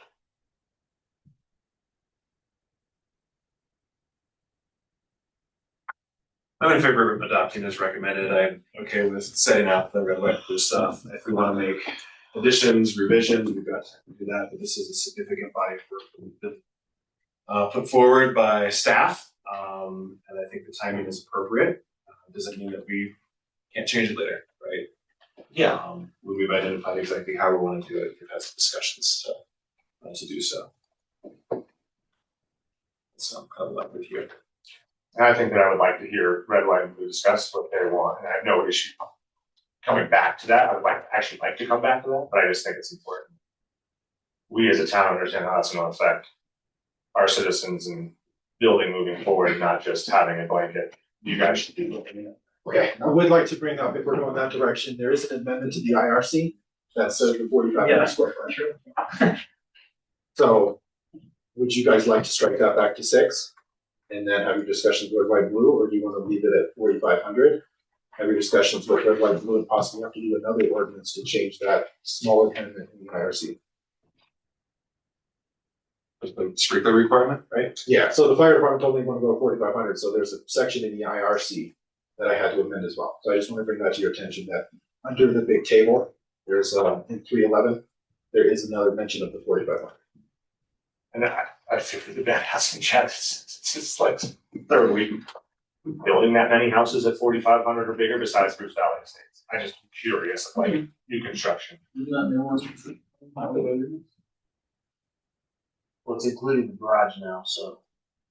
Yes, that does significantly. I think we only had 2 last year. I think we're I'm just curious and just like, I know that, just so everyone knows, I'm aware that stuff. Pretty hit statistics. Yeah, well, I was like, it's super unfair to ask you. Hey, Steve works here for 3 weeks, I got some very detailed question for you. I know that Silverthorne, just so everyone knows, has striped in theirs and gone to 5,000 square feet. Instead of 6, they just. Instead of 45, they went to 5,000. Or that's what they at least they announced to us and the mayor's in. They were gonna put it for 5,000, not 6,000. I don't believe they've adopted anything related to it, but that was their. That was their belief. path moving forward, that they thought they were going. Now, I don't know where they got with red, white, and blue, because if we decided to do the red, white, and blue thing, I think we're back at 45,000 feet. So that's just something they can. And I do appreciate you bringing that up, because that would have been. Yeah, my complicated thing if you know that. Yeah, no, I really do appreciate that.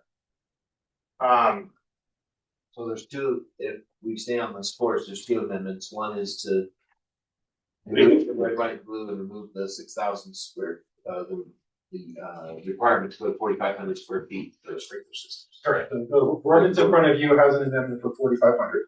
So if you want to change the 4,500, you need to amend that now as well. Any suggestions on, or maybe I'd be willing to make a motion, unless we're not there yet. I think we're. And suggestion on how to word this? Approve the ordinance by its number. Except excluding from the ordinance, reference to the red, white, and blue adoption, regulation adoption from the title and from the ordinance itself. It's in section in the ordinance. From the title and from the ordinance itself. So we would come back, I would come back to the ordinance, redraft it, take those things out of the mayor. And the 4,500 and the 4,500 square foot. Well, you need to change that to a different number if that's what you like. The ordinance, or keep it at 6,000. I changed, our current adoption says 6,000. So in this ordinance in front of you, that says 4,500. So if you'd like to change that back to 6,000, make that amendment as well, or you can leave it at 4,500 and wait for the fire department to have the presentation. And you can always come back with another ordinance to make that change. How many houses were built over 6,000? Was it still 2? 2 last year. And it's 45 was 2? So we didn't really track that well, but Yeah, exactly. There's If we need definitely to, that makes sense. there's I'm just definitely a couple. trying to I'm I not think trying we to only like had 5 overcomplicate houses this last for year. 2 houses. I think we had 5 houses last year. Well, we had 2 were over 6,000, and I'd say at least 1 was over 4,500.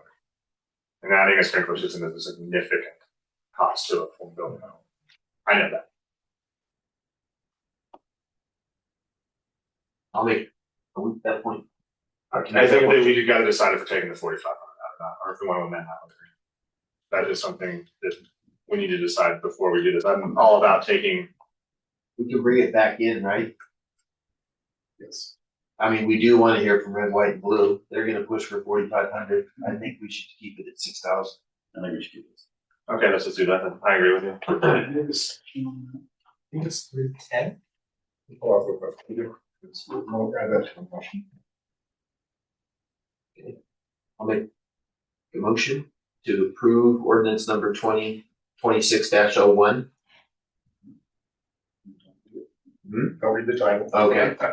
I would further exclude from title and the ordinance itself the red, white, and blue requirements, adoption. And I would like to also remove the Change section 309. change section 309, Amendment 13. amendment 13 to state 6,000. to state 6,000 square foot requirement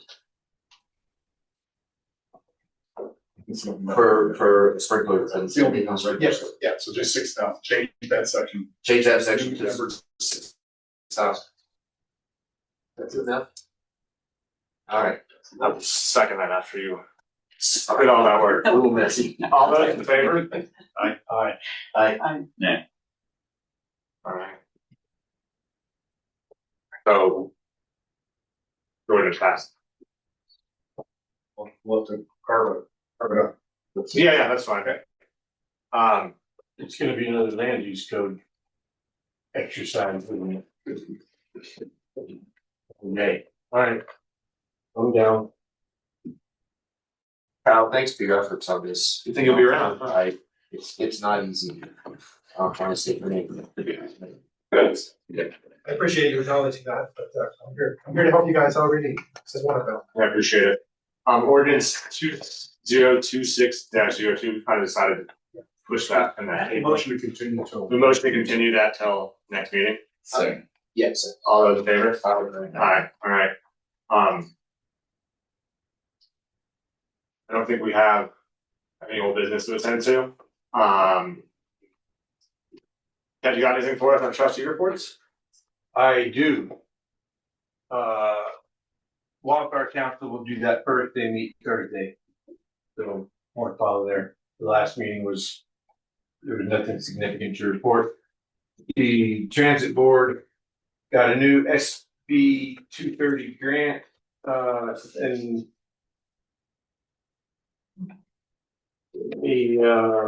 part of that affects us. The county manager's office, they gave some recommendations, including expansion of the Blue River service to most closely match 917,000. So the grant application is to bring back 3 trips to Blue River that had previously been removed and combined with Park County commuter routes in 2024. That causes ridership to fall off considerably. So they want to put those back. And that's really the only thing that affected Blue River. Oh, that's positive. Yeah, Very but positive. none of that grant money came, none of that, anywhere. further, I would say that none of that money can be used for bus stops, which we had talked about, putting in more bus stops. But none of that money can be used for that purpose. So we still have nothing going on as far as new bus stops. I don't know why it's so hard to put in bus stops when they're just. I'm curious to that question and something to maybe bring to them. Yeah. Something I would ask is if we funded the bus stops for our citizens, is that an option for them? Would they recognize them? Would they use them? Yeah, no, I'll ask them. I think that's a fair question, right? I mean, right now, the bus stops, half of them are a tire and a hub filled with cement with a pole, and it has a janky solar light on top of it, and it says bus stop. We could build them out front. We could have a whole little bill party. The thing that we need to take into consideration, though, is the plowing of them. Yeah. No, I think it's just a curious question. If we I'll were to look into it further, if it's worth I will take that. it's worth our time. I will take that to them at the next meeting. I appreciate that. Yep. Nothing else. Nothing further to report. Any other trustee reports? I as a mayor, I got nothing really. I think in an issue that I've had recently in filling out the short-term rental application, we increased the fees 5 times from what they were. And I thought we had said that the burden would not be fully placed on the citizens. And it has been, and I wasn't there because there was no evidence of me getting paid, so I missed that when it was pushed through. I'm regretting that, and I think that now that we have a town manager, maybe some of the things that are on that application should come back to the town's burden based on the fees that they've charged and not on the citizens. We can add that to the work session. I really right. Good thing that. All right. Thank you, John. Anyone, another trustee? I guess we have anything from Chad? Guess I'll go ahead and do my brief thing. Brief update on the broadband progress. Needham Connect has been doing more of their feasibility study work, and they've recommended down the line using a hybrid approach for installing fiber optic, which would be a mixture of using the existing Excel energy poles as well as underground installation, just due to the cost of the terrain that we live in. The underground is considerably more expensive, but where it's feasible, it is preferable. But that was more or less the main criteria they're looking at. Some of the areas around here have had some additional approval for limited broadband feasibility study and connectivity, but it is more so just the recommendation of what method of transmission for broadband usage. And I have some information in there about the remaining amount of budget we have for that project on hand, so $92,000. And their 2026 expenses did not exceed that amount. But that's really the major thing I wanted to focus on. We have the financial report as well from January tucked in here, and things are running smoothly. It's positive information, so nothing bad to report on that. So that's really all I have for now. All right, thank you. Not turning nothing. Keith? With a slight delay, post 187, the Explorers program is being launched. We had low enrollment, but we did get our numbers up. We had our first meeting last week at the office at Colorado State Patrol office in Frisco. So those kids will be doing different programs with them. So I'm excited about that.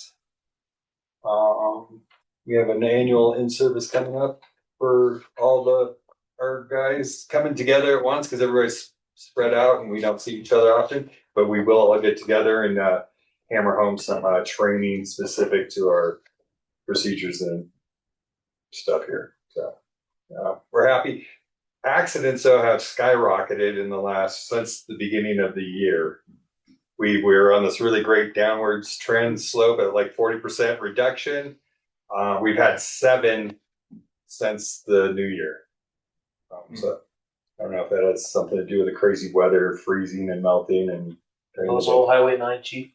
No, not all Highway 9. So the town roads too are becoming icy and dangerous as well. A good mixture of both. There's ice on someone's road. All right. If I may, Yeah. Mr. Mayor, Chief, can you talk about the block camera that's been installed at Lakeshore Loop and Highway 9 and how that came to be there and how that affects us? And it just seems to me like that was put there by the sheriff's department without any consultation with anyone on the board that I'm aware of, or the town staff. And just go into a little bit about that because I've seen a lot of different articles that I've been reading and trying to educate myself on, and I'm frankly quite concerned. Yeah, so it was brought to my attention last summer, I can't remember exactly when, that a camera had been installed on the corner of Lakeshore Loop and Highway 9. A citizen had brought it to my attention. I had no knowledge of it whatsoever. Had asked around, nobody knew. Michelle at the time didn't know. CDOT at the time didn't know. It does turn out to be one of the sheriff's office flock cameras. And I think they're scheduled to put in 30 throughout the county. The main intent was to monitor I-70 and some of the periphery highways, the important access points, to catch drug trafficking, human trafficking, stolen vehicles, things like that. And I typically use license plate readers. The problem is, I think this technology outpaces our current laws. Most of our laws about your private citizen rights and stuff are based off of human capabilities, what an officer can observe and watch in the public and stuff like this. When we're talking about automated cameras and systems that are surveilling the public 24/7, recording all the data and all the movements, it becomes very controversial. And I'm not a civil rights lawyer or attorney or constitutional attorney, but I do protect your constitutional rights when I follow the Fourth Amendment, your First Amendment, things like that, and conduct my business. So it's come up a few times. As Mr. Slaughter pointed out, I don't believe there was any conversation with anybody, any town officials about this camera being put in and how it's being operated and maintained and what it's actually being used for. I know that there's some articles in the Summit Daily and stuff like that. But what I have done, if you guys don't mind, I've just quickly, to kind of educate myself, just did some online research of the capabilities and the court cases that are kind of out there about these things. On the backside, some just concerns about privacy, the conversation security versus privacy debate. I just finished with a little note on the bottom saying that whatever my concerns would be. Just you guys could read. I recommend everybody do their own research about this. This is kind of just a foundation, maybe, about what's going on. There's a lot of different arguments.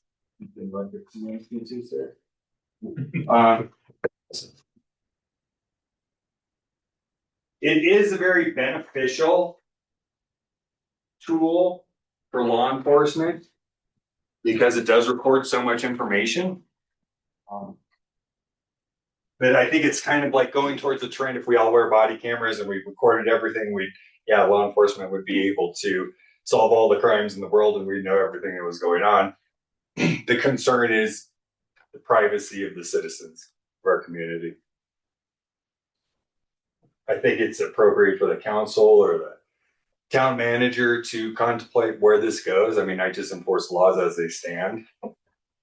I don't have access to this camera, even though it's a law enforcement tool.